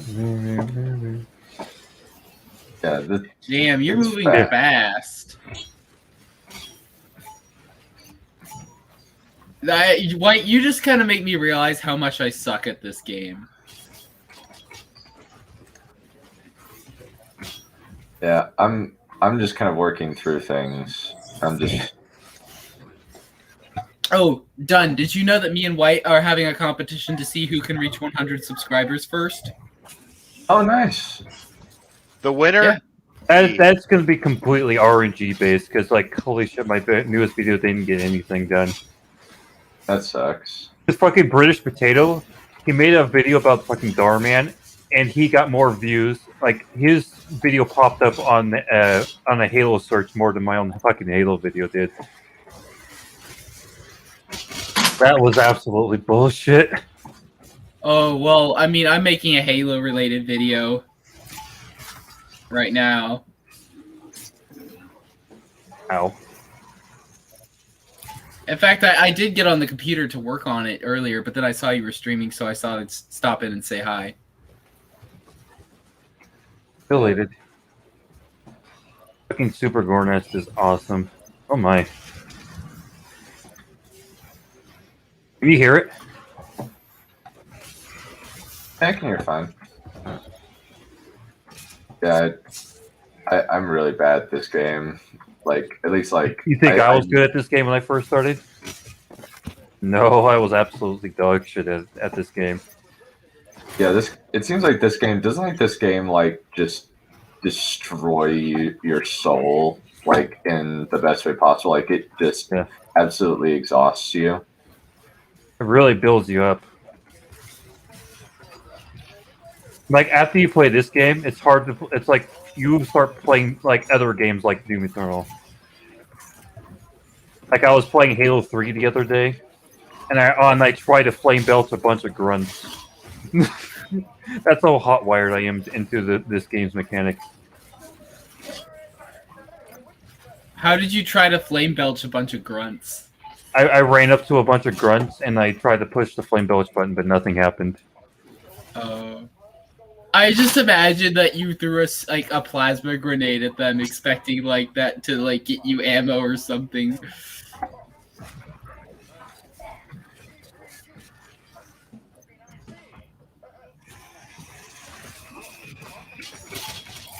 I love it. One of the things I think is so funny in the game is that, like, throughout the campaign of Doom Eternal, like the news reporter like continues to refer to the demons as mortally challenged. It's like the Slayer has attacked this group of mortally challenged, like, or like, and then they'll say all mortally challenged personnel, like the Slayer has entered the base. Like, it's so funny.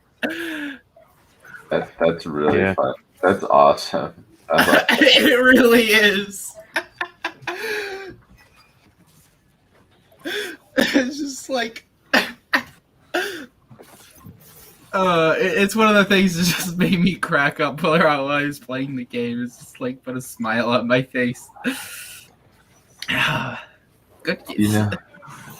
You know, fun isn't something that one always assumes when balancing the universe. But this fuck yourself. Does put a smile on my face. Yeah. Let's put a smile on my face. You know, this is just such a boring and mindless game. You know, With no story. Yeah. Like. Yeah. Yeah, despite the fact that throughout the game, like everybody refers to the demons as the mortally challenged. Like, goddamn this glitch again. It's it only happens with the randomizer. Fucking the demons sometimes just spawn in some random location where you can't get them. Oh, I hate this part.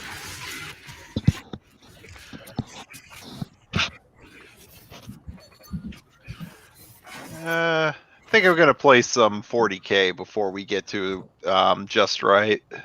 Yeah, just tell me when you guys are ready. I'm ready for Just Right whenever. Since See if I can actually get past I'm this gonna part. get a root beer because, well, I'm not old enough to drink. I'm old enough to drink soda, so I'm gonna get a soda. No, you're not. Put that down and get some milk. Yeah, you old bitch. Well, I only have skim milk at my house, so I'm not drinking that shit. Ew. milk ain't that bad. Skim milk ain't that bad. It's only don't good like- for cereal. True. Even then, it's not good. I never use skim milk for cereal. I use like at least 50% or low fat, whatever it's called. That was my favorite part. I love this arena. If you know what I'm talking about, Tark, right? I'm playing 40k, so no. Oh. Anyway, I will be right back.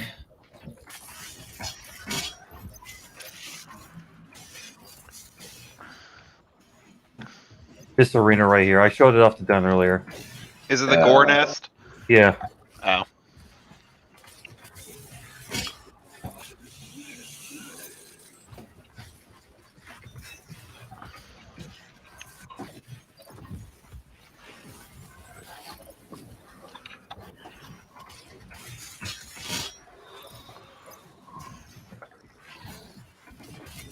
I guess we can wait for Noble.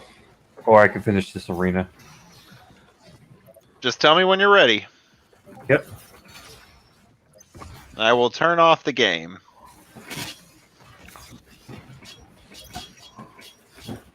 Fucking damn it.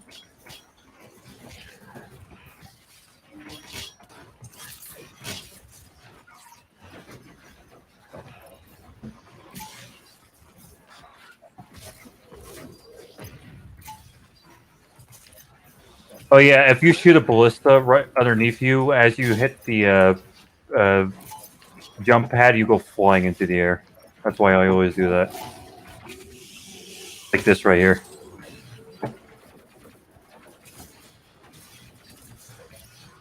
You know, you just can't be creative in Doom Eternal. Yeah, it actually requires you to think and stuff. You know, use your resources. But yeah, watch out for those fucking shield guys. They can really mess up your day if you're not careful.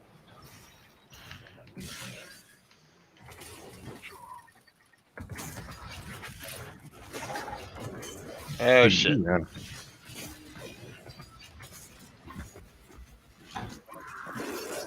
And that's it.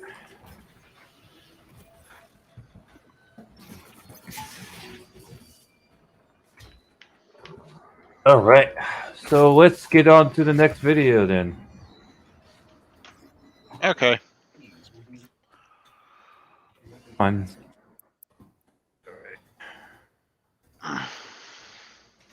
Stop sharing my desktop. So, done. Shoot me the video. Alrighty. Noble, you here? You No. serious? How long does it take someone to get a fucking root beer?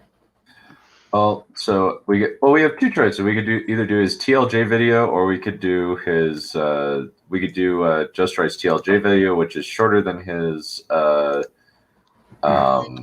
which is about 12 minutes, or we could do his Snyder Cut video, which is 20 minutes.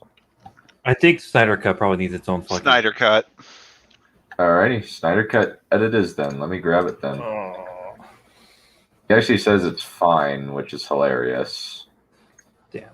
You know, don't we have any... I should have cooked up some hot dogs. I would love a hot dog. I have these hot links I have in my fridge right now, and I'm just thinking about them right now. I'm like, oh. I skipped lunch today, so I'm starving. Same. I skipped breakfast. I just woke up and got here. All right, shoot me the video on Discord or whatever. Oh, it's in private chat. Thought it would be a little bit quicker. It's fine. Come on, surely we have a much spicier video than another TLJ or Snyder Cut. Have we even done many Snyder Cut videos? I don't think we'd have. No, this is the first one. I remember seeing the Snyder Cut and I think it was really fucking boring. It is a weird combination of like aesthetically somewhat solid, but then you look at it and realize, oh, this doesn't make any sense. The Flash's stupid time travel BS utterly breaks the plot and destroys itself. Has anybody commented that his fucking avatar picture looks like a sperm? I kind of see it, or a badly drawn octopus. Well, he did have a weird. He did have a weird. Oh, go for it. Sorry. Yes, 600. It looks like a poorly It looks like a poorly tied. I am speaking, you bitch. Anyways, I have 62. He has 600 and damn, like holy fuck, he has that many subscribers. Yeah, short videos once a month does wonders for you, apparently, and also liking TLJ. He has been getting pretty decent views. It's like because sometimes I see these high view count subscriber channels, and their views are very piss poor compared to their subscriber count. Yeah, like EFAP is only like less than a quarter. No, I thought they had like 300,000 subs. Yeah. All right. Actually, no, they only have 85. It's fine. So that's the Mueller thing. Yeah. Yeah, that's Mueller. That's a separate channel. That's like whole YouTube thing. It's their Mueller's like their live stream dumping ground. Yeah. I don't have a live stream dumping ground yet. I should probably do that.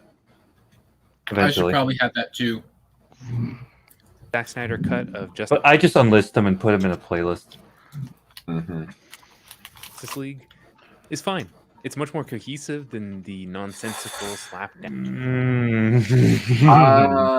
There's more of a narrative through line with most of the characters. It's a bad narrative through line, but it's a through line. Snyder Cut doesn't even have that.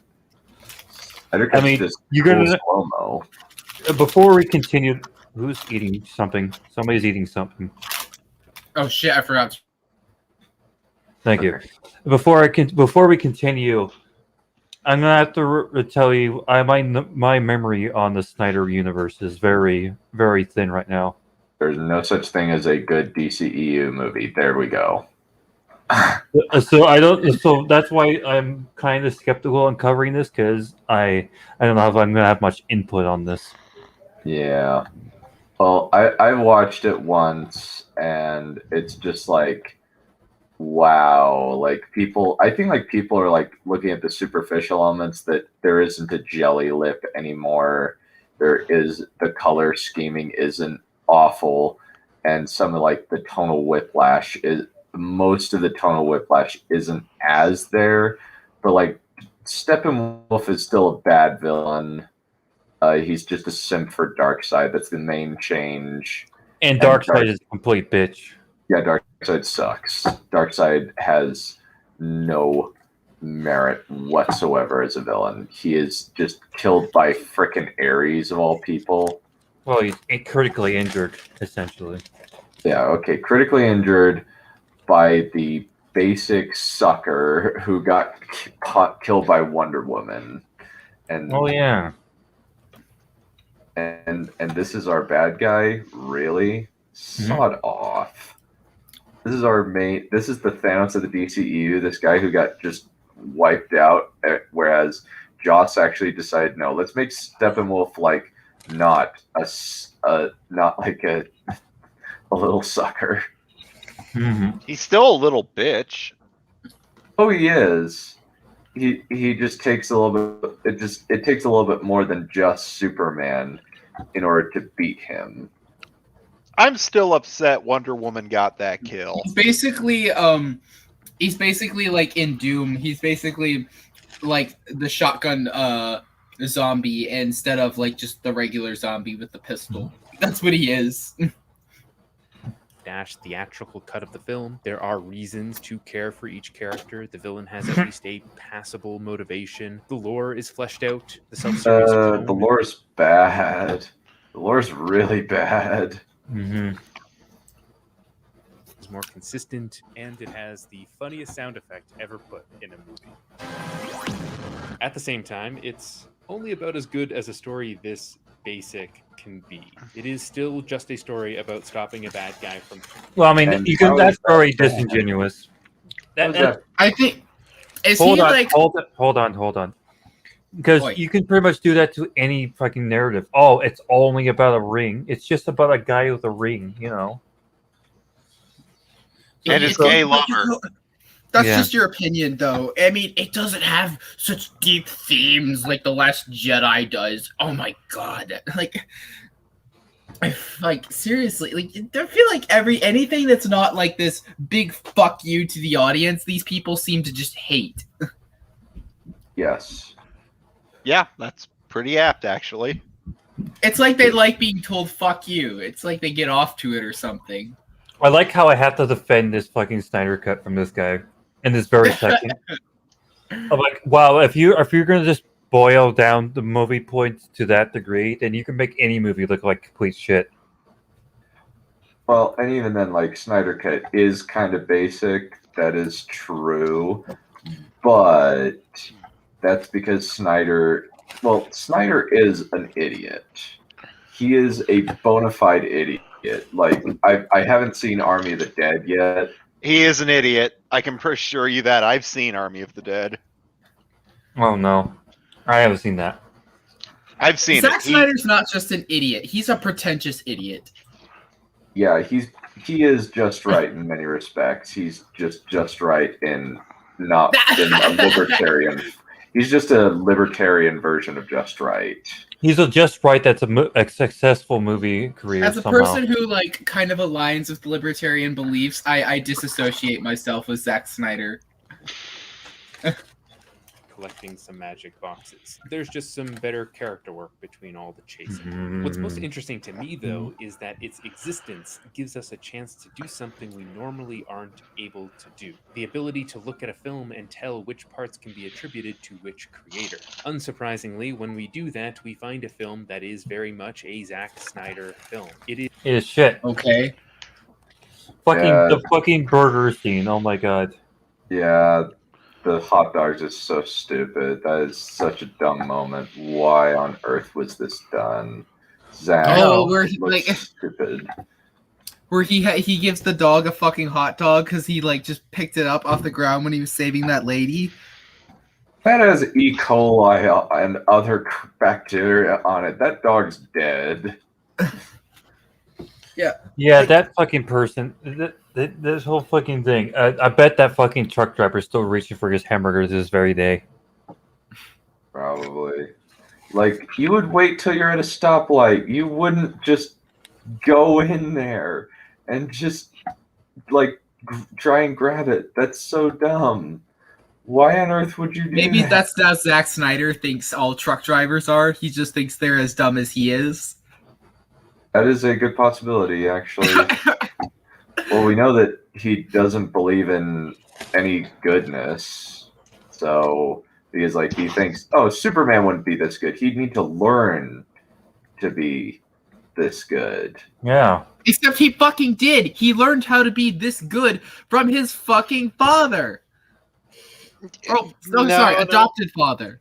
Not really. If you think about no, his adopted father was like, no, you shouldn't have saved those kids. You should have let them die. Not in the Zack Snyder poo-verse. Like the original comics, like the reason why Superman has like good morals is because his father, Clark Kent, or not, sorry, Jonathan Kent, my bad for being a fucking retard. Anyway, Jonathan Kent taught Clark Kent like good morals, and that's what makes the moral part of Superman. Mm-hmm. Exactly. Zack Snyder doesn't get that. Zack Snyder is just a loser who like thinks that there is no such thing as objective morality. All right. But to be fair, there is no in the current year there is no such thing as a functional family unit, so I can see why he might think that. All right. Damn it. Is consistent with his usual visual style, common themes, and overarching ideology. But what I want to talk about is how the elements of his style that usually irritate me are all here, but for a variety of reasons, they are mitigated in one way or another, making this a more conventional movie that I think is, well, fine. Okay, but I'm getting ahead of myself. I like he's like, more conventional movie. Yet I bet this guy is like, The Last Jedi is a subversive masterpiece. Yes, it is. It's basically one of his things is it denies us the catharsis of violence, and therefore it is good. What? You know what? Some hindsight. Do you translate that into English? Basically, you don't get a violent fist fight to satiate the gore fans in the audience. I was funny. I was watching Cyborg. You know that part where he gives that lady like $1 bazillion? But like hindsight, he's really just fucking her over in the long run.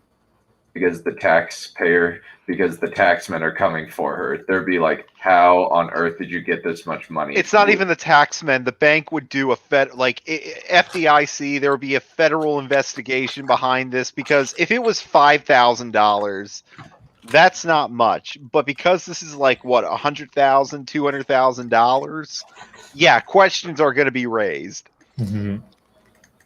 What is the Snyder Cut? The Snyder Cut is the newly edited and expanded upon version of the 2017 film Justice League. Zack Snyder was originally the bloated version. Stepped down from the role in 2016. Although I don't really like to call the original film Justice League, I call it Justice League. Yeah.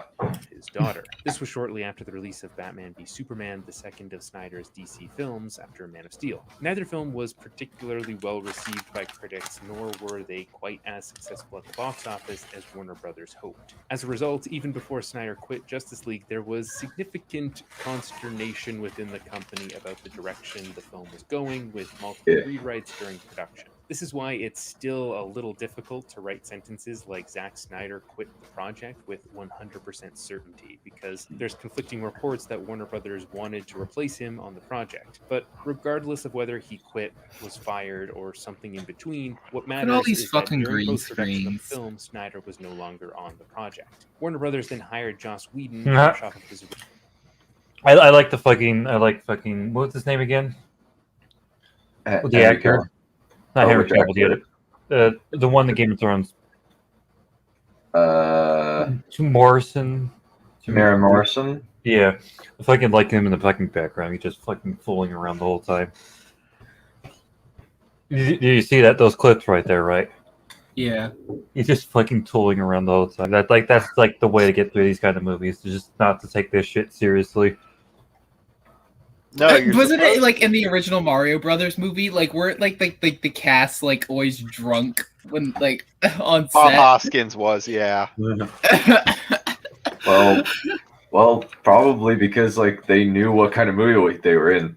Dennis Hopper saying "monkey," like that is not a man who cares about the project he is in, and good for him because the project is working in was dog crap.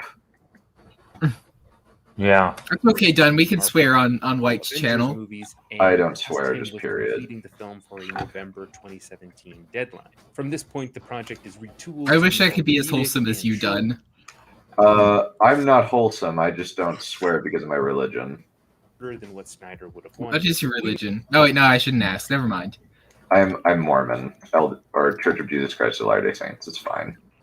Okay. And basically does what he is asked to do and gets the movie across the finish line after significant reshoots. The result is a film that is in a huge hurry to get nowhere, with little to say and no real character development. And also just... Yeah, there is. Batman actually has character development in this movie.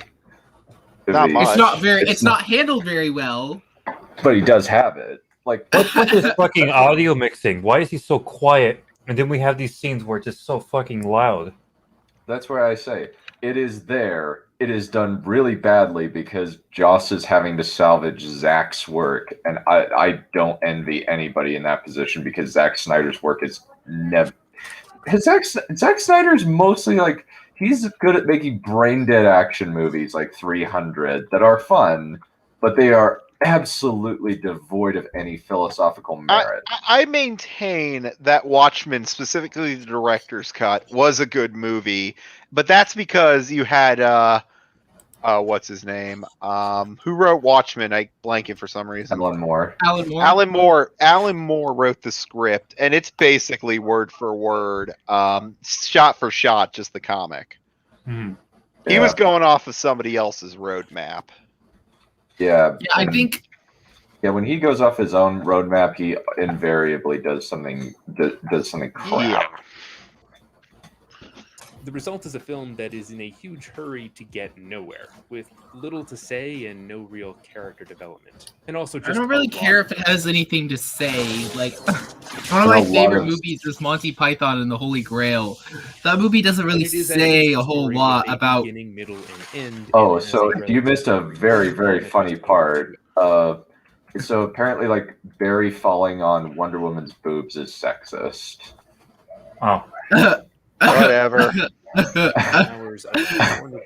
So he would probably just if that's the case, then he probably couldn't watch any anime because I cannot I think that if I had a nickel for every time that an anime character accidentally touched a woman's boobs, I'd probably be rich. What Marvel is currently doing with the Marvel Cinematic Universe, and instead move forward with producing a handful of loosely connected individual films like Aquaman, Birds of Prey, and Wonder Woman 1984. But in the years that followed, okay, you just named one guilty pleasure, and then the other two movies that he named were dog shit. Yeah. Which one was the guilty pleasure one? Aquaman. I heard people really liked Shazam. Shazam's not very well written. I didn't. Yeah. Did he say Shazam? Because I heard him say Birds of Prey. Oh, I thought he said Shazam too. He just said Birds of Prey, Aquaman, and Wonder Woman. Oh, Wonder Woman 1984. Yeah, no. Wonder Woman 1984 and Birds of Prey were fucking awful. Yeah, they were. At least like what is it? Wonder Woman 1984 is funny bad. I've heard that Birds of Prey is just dog crap. That is irreparable. You saw Birds of Prey, right, Don? You did actually. No, I didn't see. I refused to see it. Oh, I actually saw it. How bad is it? You poor bastard. It's. Believe it or not, like there are a few things in that movie that kind of work, but it is just overall annoying. Like I was just kind of sitting there like, okay, yada yada yada. I'm so fucking bored. Like it's basically like they're preaching to you about sexism. There are points like with the fat Korean girl who's saying like I just steal from straight white, like from stupid rich white men, and I'm thinking that's fucking racist. There are stupid rich white Asians, you fuck. What? White Asians, yeah. Asians No, I are said not I meant white just according stupid. to the woke. Stupid rich Asians. There are stupid rich black people. There's stupid rich people. There are a bunch of stupid rich people. Yeah, Rich have people, you- like here's the thing, All like, right, there's all right, like all right. Have you We're not seen- getting. Let's not get into that. But I will say one other thing, though. Harley Quinn. There are times when she kind of works, but most of the time, she just comes. She needs to be a side character. She cannot carry her own movie, her own line. She can't. She's never meant to, carry that. She always works better as a foil rather than the main character. she's basically designed to be the simp for the Joker. And that's when she's best. Mhm.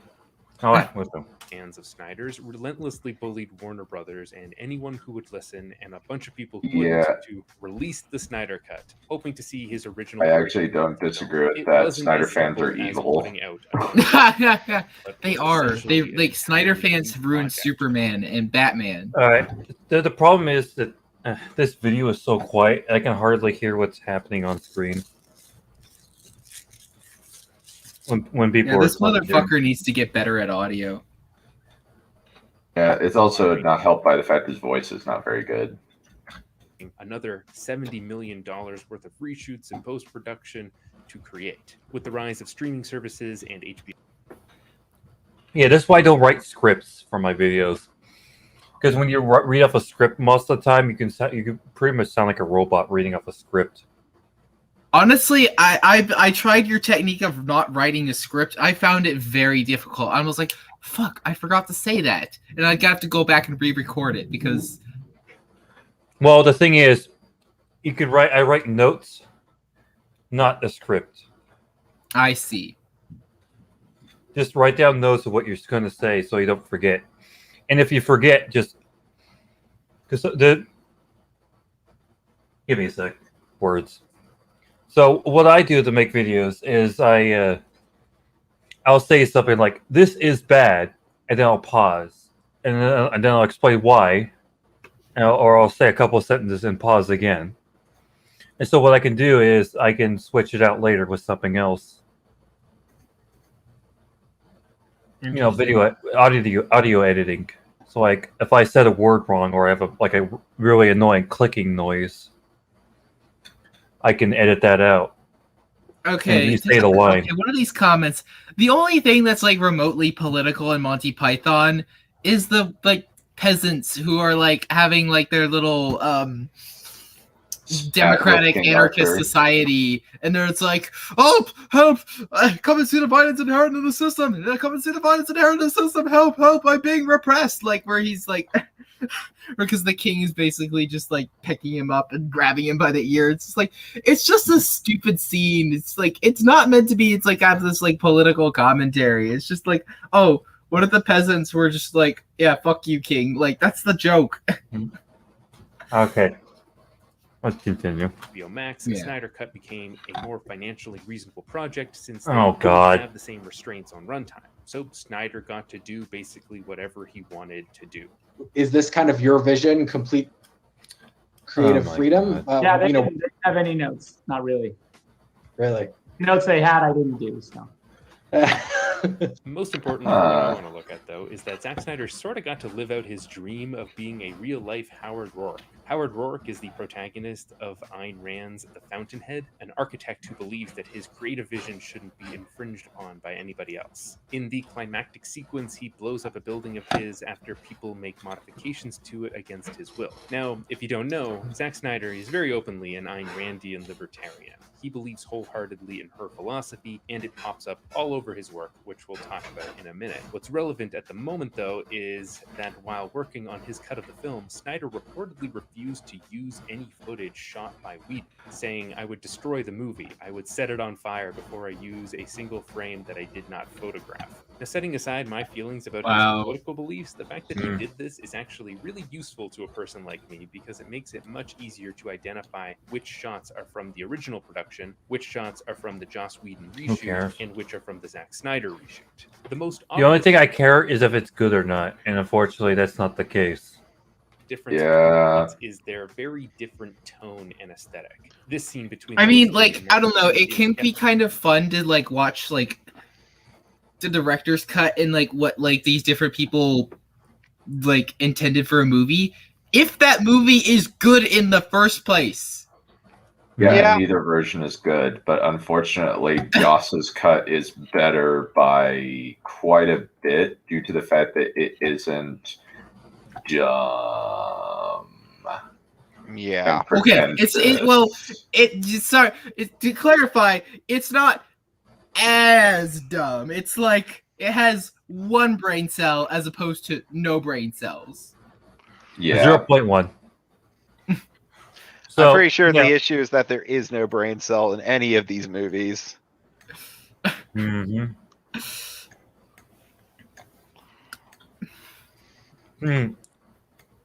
Well, I mean, you're probably right. There probably is no. Like what I was gonna say is, like I would watch an extended scene from Lord of the Rings if like an extended Saruman scene of him just talking to somebody in a tower in his fucking tower. I'm like, yep, I'm all in for that. More Christopher Lee, the better.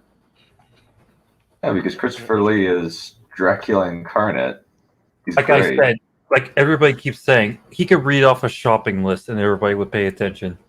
You're not wrong. You're not wrong. Is fully lit in a flat and uninteresting way. A similar scene between the two characters shot by Snyder has Whose has Discord open in the background? That's probably me, my mistake.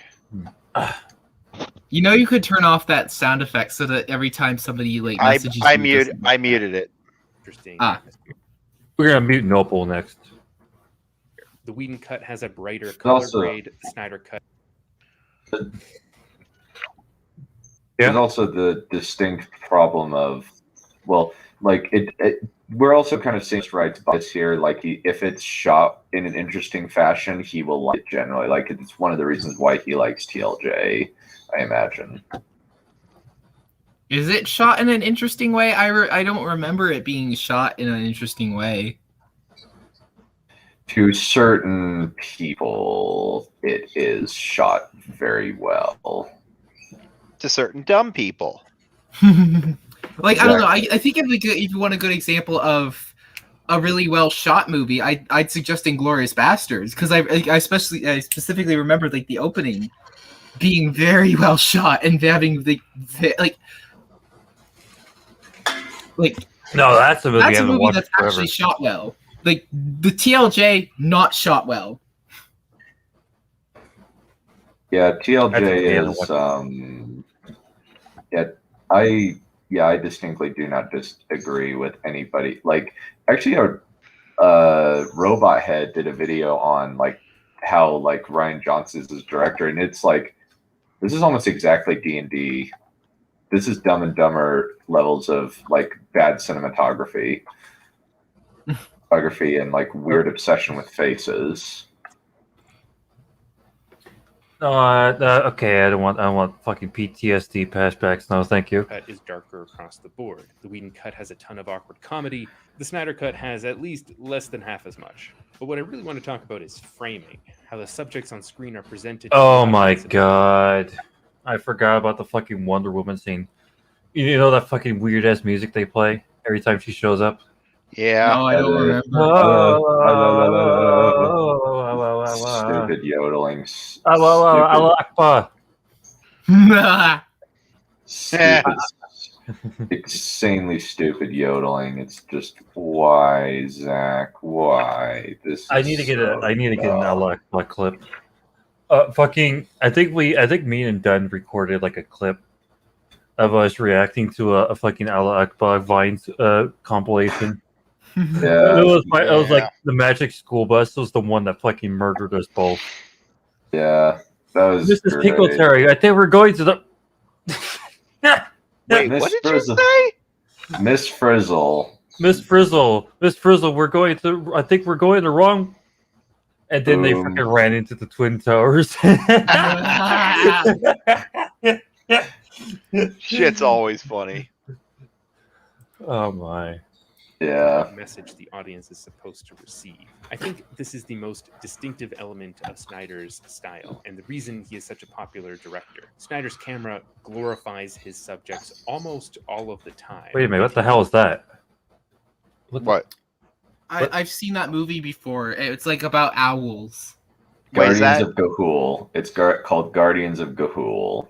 I remember liking that movie as a kid. Is it good?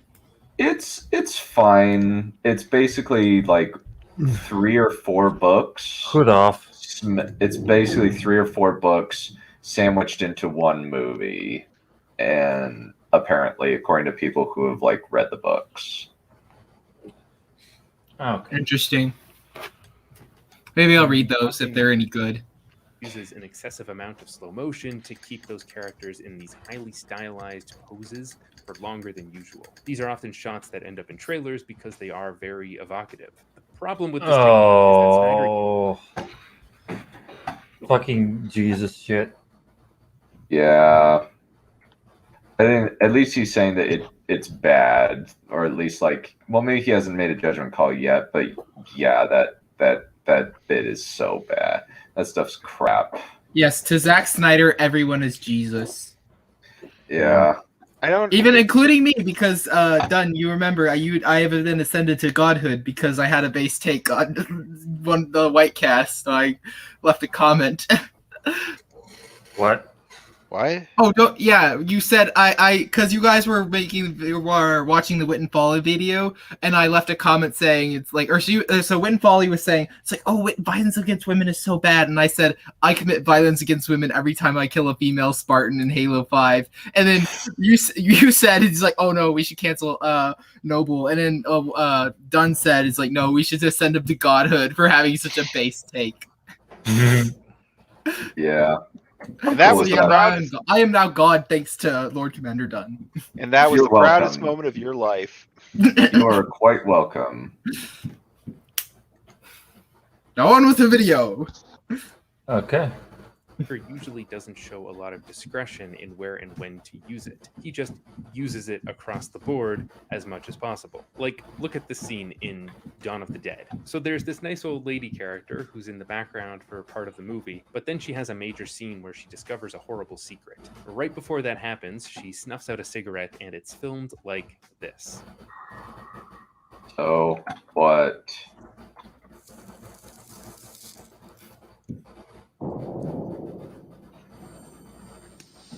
What?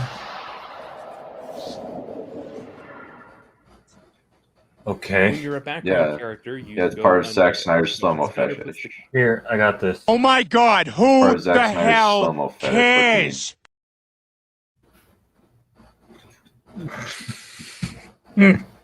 Okay, you say he has a slow-mo fetish, and now because I have a dirty mind, I just just imagine he like watches porn in slow motion. No matter who you Stop it. Get some help. I'm sorry. I had to The Bride. This writer puts narrative focus is often the central reason why a lot of his adaptations wind up inverting the ideas of their source material. And since his entire filmography consists of adaptations of one sort or another, with the exception of Sucker Punch, this is a problem that comes up. As many other critics have pointed out, his adaptation of Watchmen is nearly identical to the graphic novel it is based on, not just in terms of narrative structure, but in recreating the visuals of the comic for the film. But he also twists the imagery in places to create meanings that are in direct opposition to what the comic was about. He adds a ton of indulgent violence to a story that was originally about the toll that the cycle of violence has on people. Most egregiously, Cycle of in violence. Watchmen, What is it this, the Last of Us attempted rape 2? scene of Silk Spectre. In the comics, Weak. framed at a distance, with the camera not lending any weight to the scene or forcing the audience into a certain perspective. You can say the framing is an objective view of what happened. In the movie, Snyder frames it like this. The simplest way to describe his style is that no matter what the camera is focusing on in a Snyder movie, the subject is being glorified, demonized, or fetishized. Part of the reason for all of Oh this is no, that Snyder attractive doesn't make women movies about people who being undergo sexy much on camera. change. It's one of the reasons I find his movies so I boring. don't find Gal Instead, he Gadot all seems that to sexy, pick a to be character honest. he thinks is awesome and then just shows them Oh, being thank God, awesome Becca. in Apparently, I have a glorifying clean mind poses compared for to you, 2 hours. Dunn. Or 4 hours, which actually Compared to the Mormon. somewhat That's similar to ironic. a project like Justice League, at least in contrast to the rest. Wait, what did he say? And then Becca just said, shows the Noble, you're on a stream with Dunn. Everyone has a clean mind compared to him.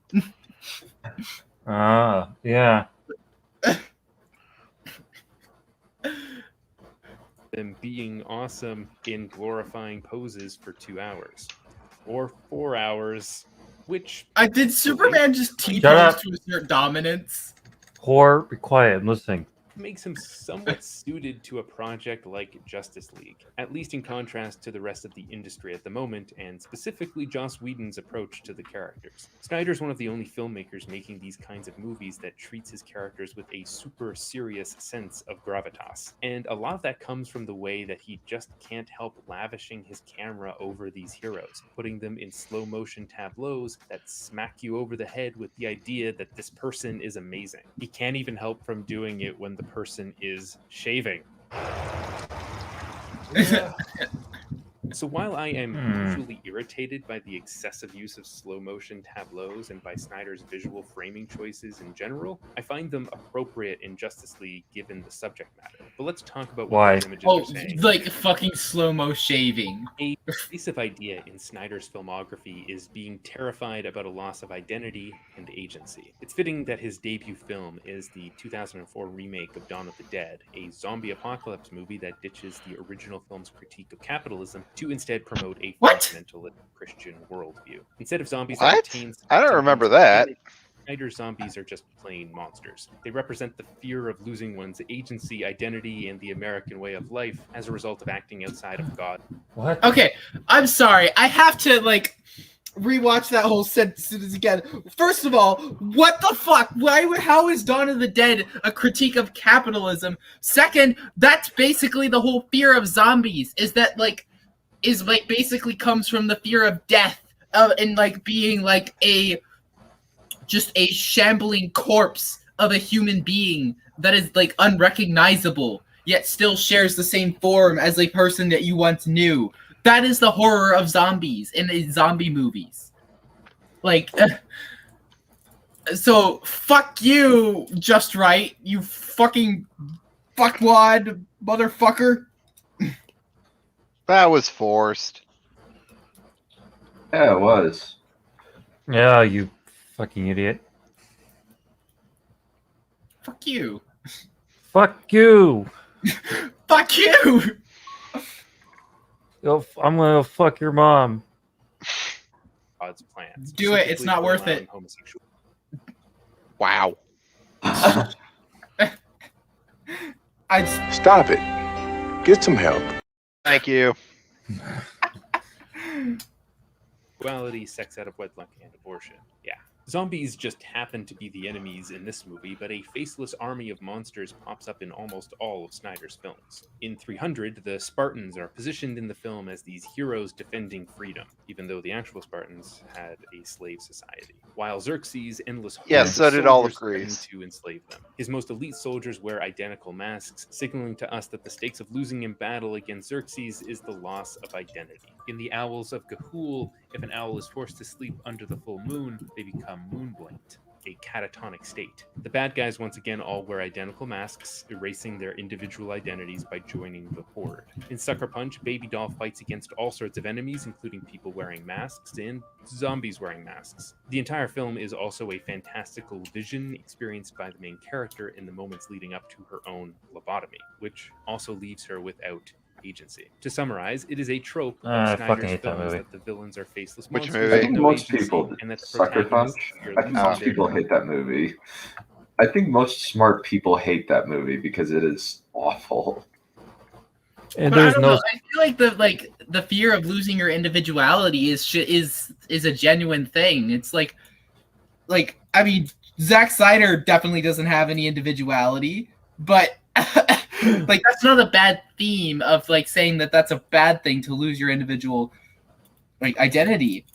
Only to a nut brain socialist weirdo is that a bad thing, because the collective is more important than your individuality, unless you are part of an oppressed minority group, and then it's okay to have your individual identity because you were so oppressed, and having an individuality is a privilege, Okay. not a right. their individual identities and control over themselves, and he uses that as a way to condemn whatever ideology the particular film is against. So let's talk about parademons. In the Whedon cut, we are told this about parademons. Millions fell before his blade, who rose again as his parademons. Nightmare creatures who feed on fear. The Whedon cut What? isn't about much, but there is the barest attempt to make it about overcoming fear. When the team is first fighting Steppenwolf, Barry has a moment where he's afraid to fight, and Batman has to help him overcome that. Right. Okay. Yeah. Here's the thing. See, I'm afraid of bugs. Then at the end, when Superman arrives, Steppenwolf starts to feel fear, causing the parademons to turn on him and feed on him. It's a pretty hackneyed ending. All of that is removed in the Snyder Cut, and instead we have a completely different lore for the parademons. The Unity cleanses a planet with fire, transforming it into a copy of the enemy's world. All who live become servants of Darkseid, alive but drained of life. Parademons. Rather than this focus on fear, Snyder focuses on the loss of agency and identity. If the bad guy wins, he's going to make us all the same and make us his servants. The fear of becoming just one of the faceless horde is also directly tied into Snyder's anxieties about communism, more explicitly in the Snyder Cut. Like I said.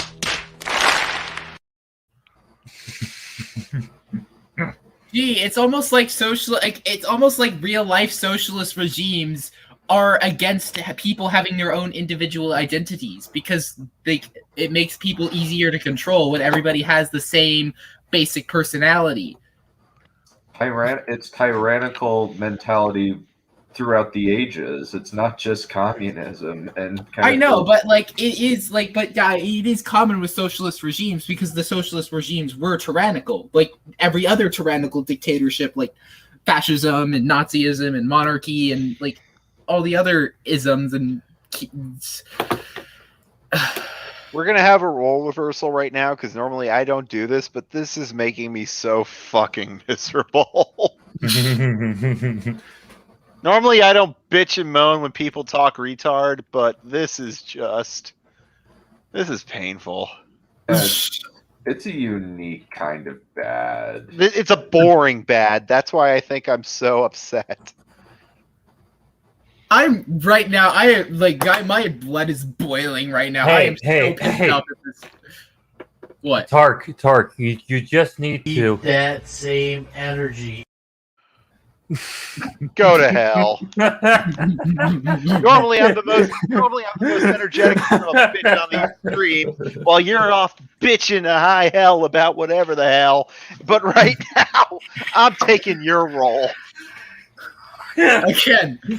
This motherfucker just has gotten my blood boiling, and he will rue the day that he made a YouTube video and a YouTube channel.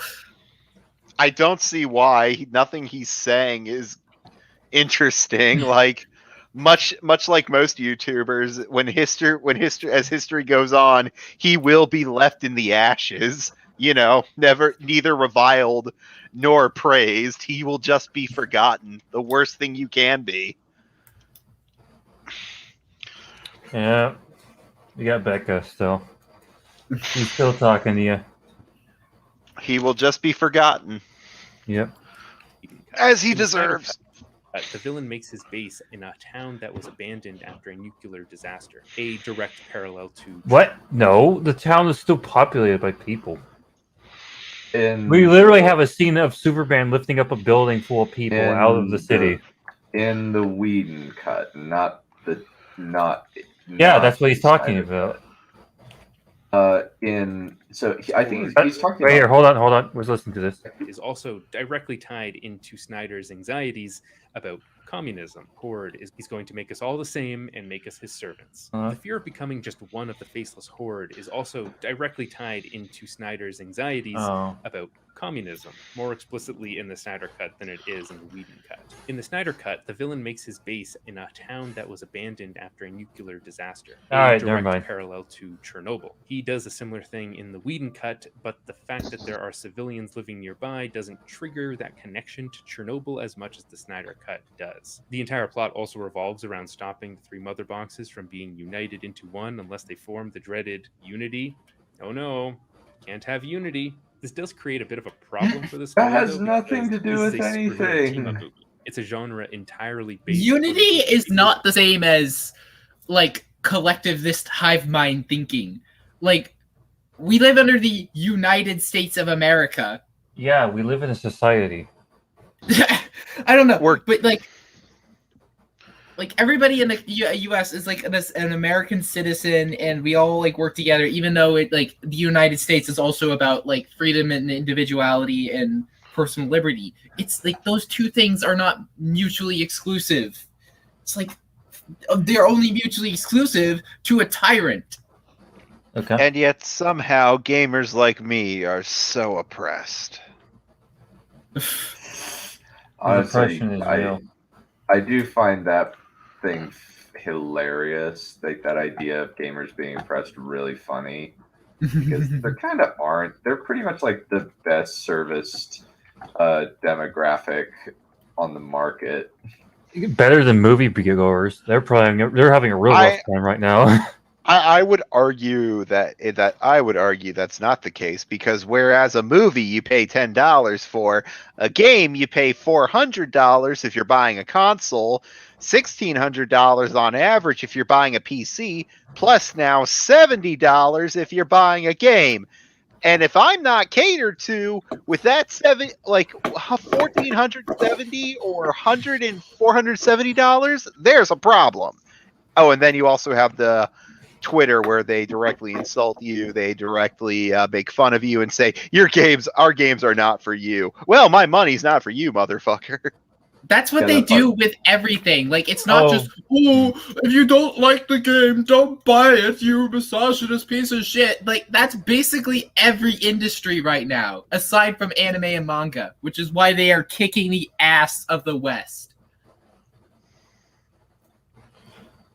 Yeah. Yeah. Nothing else? No, I think that covered it. Coming together and learning the value of teamwork. But because Snyder also wants to have these anti-communist digs, the heroes have to come together in a very particular way so that it doesn't undermine the overarching message. So in the Lord of the Rings-esque Flash... Like, I don't remember much message about the Snyder Cut, because I just remember wanting to fucking bash my head against the wall. White, did we watch the Snyder Cut together? Like, where we pirated it?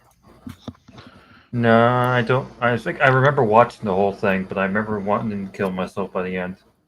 I don't know, because I feel like I did watch. I watched it. It was either with you or with Johan, or it was definitely with Johan, but I think it was with Johan and someone else. I'm trying to remember. Oh yeah, it was me and Johan in Discord.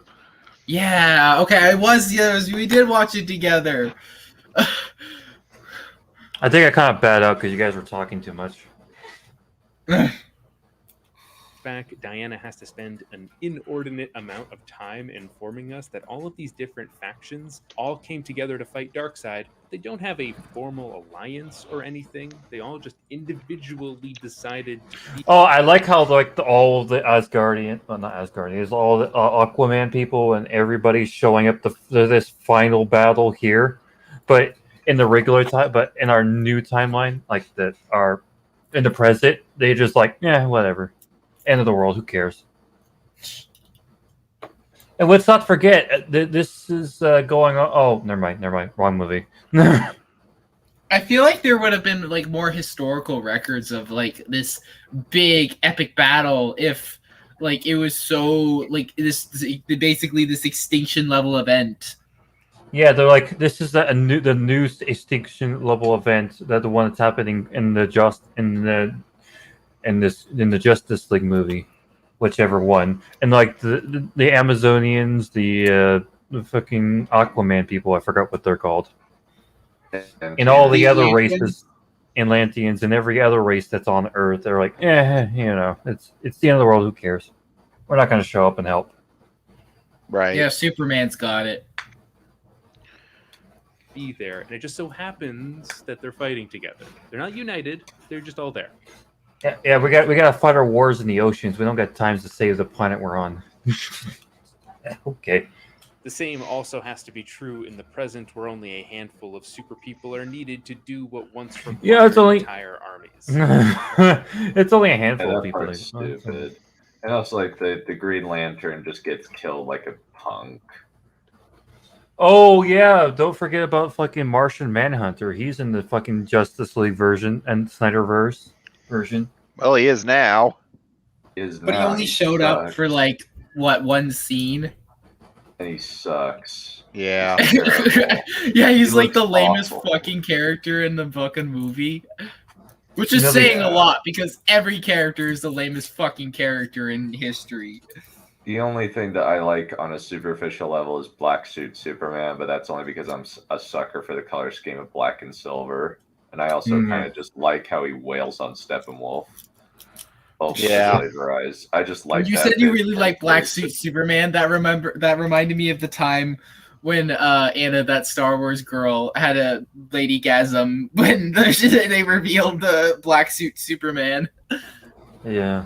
Well, Anna orgasms whenever she sees him. I imagine if she talked, she would probably soak her jeans right through. All the way. Stop it. Get some help. No, I'm tired of being told to get help. I want to suffer. Make the world around a common He's talking thread. about Dunn, who has a dirty mind. Well, it's not dirty. It's a statement of fact. I mean, you're right. It is true. I can hardly hear anything. I have to turn my headphones up, but if I do that, you guys are blasting in my ears. Then turn us down. Yeah, turn us down and then alter the turn the volume of the video up. Fuck solo layout, remove from stream, edit mic setting. But do I not have control over this? Is this like is this like a paid option only thing? I don't think No? so. It shouldn't. All right, 65. Let's turn it up. Give me a second. I haven't done this before.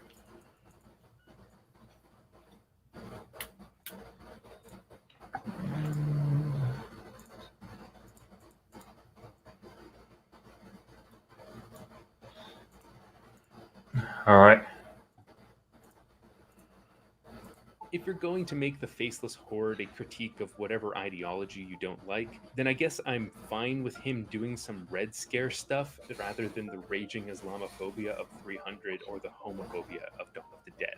But why is this- wait, Homophobia. Back up. Where did homophobia come in? I don't recall him mentioning that. Because there's a gay man who is treated as an effeminate person, I guess. You know what? I had the perfect gift for this. I haven't uploaded it. Damn. It's like, what the fuck? What? What the fuck? Yeah. God, good old JonTron.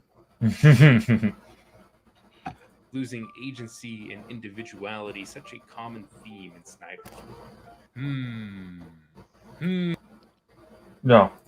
So again, Zack Snyder is an Ayn Randian libertarian. Ayn Rand is a terrible, just terrible author of really bad books like The Fountainhead and Atlas Shrugged, which express her no good, horrible, very bad ideology objectivism, which really just boils down to the idea that it's bad to care about other people, actually. Please feel free to not write a 10,000 word comment about how that's an oversimplification. If you want more on this subject, Sure I sounds recommend like this one. video by Curio, as well as Maggie Mayfish's series on No, no, no, no, no, no, wah, wah, wah, wah, Ayn wah, Randian wah, wah, influence is wah, the wah, number wah, 1, 2, 3, wah. 4, and 5 reasons why I don't like Anything but Snyder's that version bitch. of Superman. Snyder's Superman That bitch took one of my No, favorite fuck fucking that. movies and made it about fucking tranny garbage. Wait, which movie? RoboCop. Oh, yeah. That dumb motherfucker. She can go straight to hell with that shit. She can. Except She not in already the same has. circle that I'm gonna hang out with the hot demon babes. Simp. You. Simp. Noble simp. Hey, I'm God. I can do whatever I want. No, not in this stream. other people. His father is always telling him that he maybe shouldn't help others. Holy shit! Wow. It kind of is. Damn. Not wrong, Father's a shitty fucking person. Like, Yeah, go to he hell. is. Yeah, his dad Yeah, is a his terrible father person. is a fucking shitty person in the fucking movie. Yep. Jonathan Kent is a horrible, horrible human being. No, Yeah. he's really not. He's just a horrible, horrible human being in Zack Snyder's DC. Yeah, I know.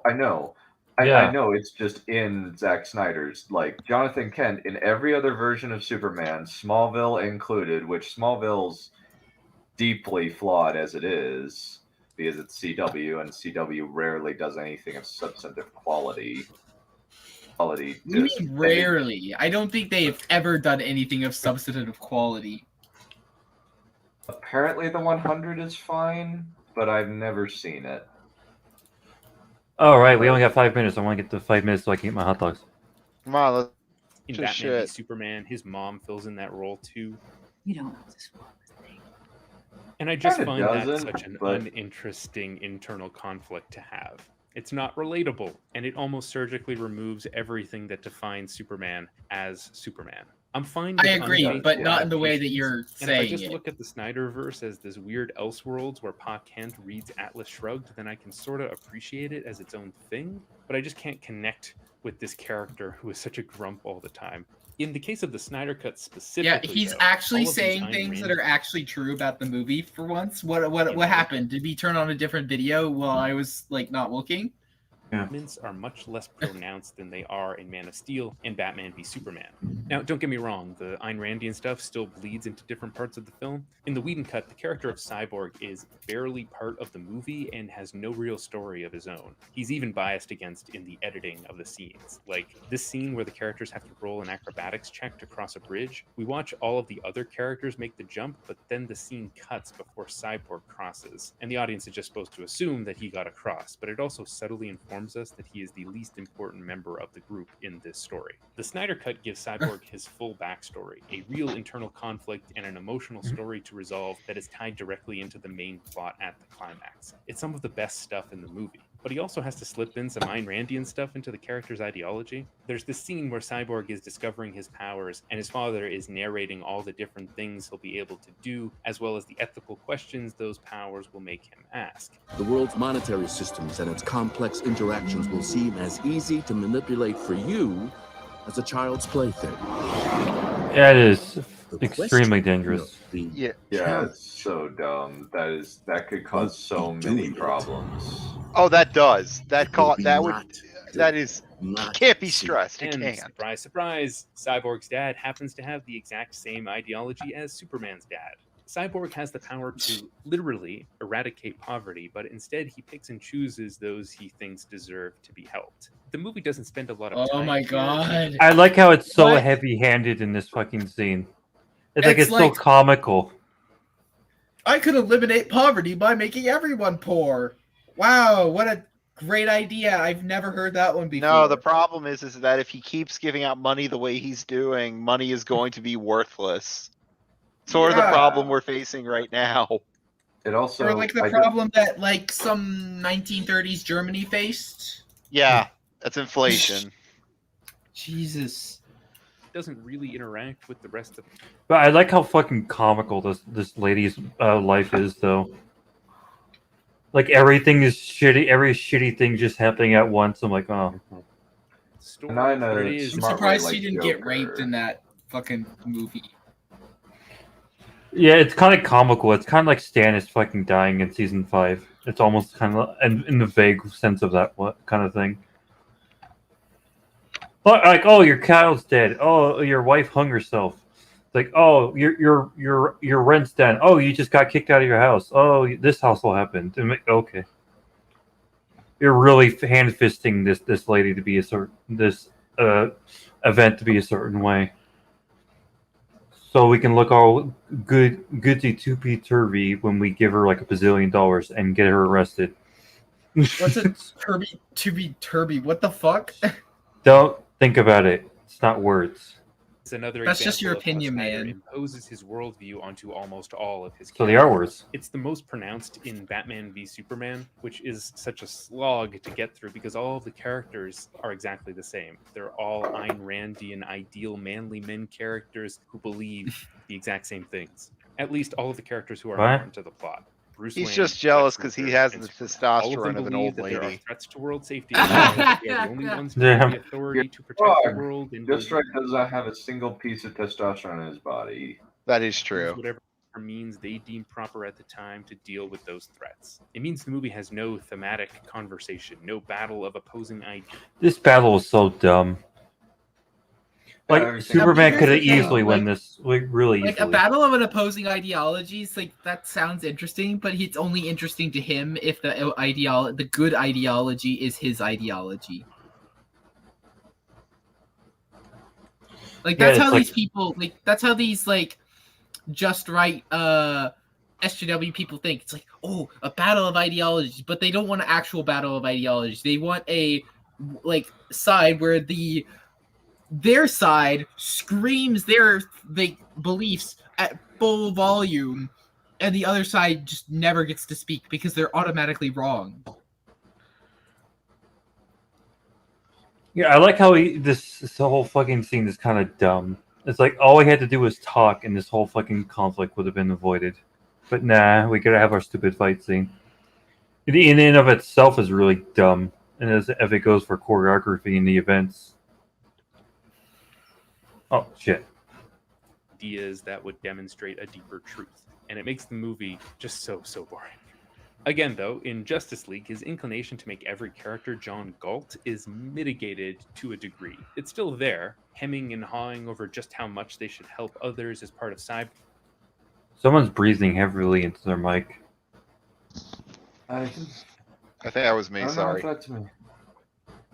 Aquaman, Wonder Woman, and Martian Manhunter stories, but it doesn't dominate the movie. Actually, what's sort of surprising about the Snyder Cut is just how much it resembles the boilerplate DC universe. Like, the prologue of Darkseid trying to conquer Earth feels like something you'd see in any of the animated DC movies or the comics. Cyborg, apart from that one Ayn Randian moment, is given a pretty much comics-accurate origin story, and Wonder Woman seems exactly like Wonder Woman. Aquaman and the Flash are still recognizable even though he characterizes them in unique ways, with Aquaman being a rock star jock type and Barry coded as neurodivergent, but that's mostly just their affectation. Snyder doesn't I hate have the a word wildly coded. unique take on these I think characters. most in the people way hate that the he word did coded. with Superman. Their ideology Yeah. is perfectly conventional. What I'm striking at, though, is that the characters that he seemed to have the most interest in, the ones that he had a real take on, were the ones that were either god figures or billionaires. Those are the characters that are useful to him. Oh my god, the framing. Oh, thank God this hell is almost over. It's hard. You can make it. in communicating his ideology. So when they are not at the forefront, his themes take a back seat. The result is a movie that is still recognizably a Zack Snyder film with his usual visual style, common themes, and ideology, but one where all of the Zack Snydery stuff is less pervasive than usual. So, you know, it was fine. Ow. What? You spent the entire video just bitching and moaning and whining. And then he's like, that was awful. It's just fine. It's like that same fucking Doom videos where it's like, oh my god, here's all these things that I don't like about the game. Oh, but it's okay. It's an okay game. Fuck off. I'm not gonna lie to you, White. I checked out completely, and I started watching videos about how tooth removal is done. It looked far more pleasant than this. So have we all done our thing? Are we all satisfied today? You're welcome for this bad video, folks. Fuck you, done. I know. So, anybody want to say goodbye? Say anything before we head on out? Fuck Subscribe you both. to Noble Commando. Chill. Fuck you all. That's what All I right. have to say. So we will see you guys in the next time of Done find something for me to kill myself with. I'm bringing a rope next time. Fuck this. All right, guys. We'll see you later. Have a wonderful day. We must stop the terror. I call upon all nations to do everything they can to stop these terrorist killers. Thank you. Now watch this drive.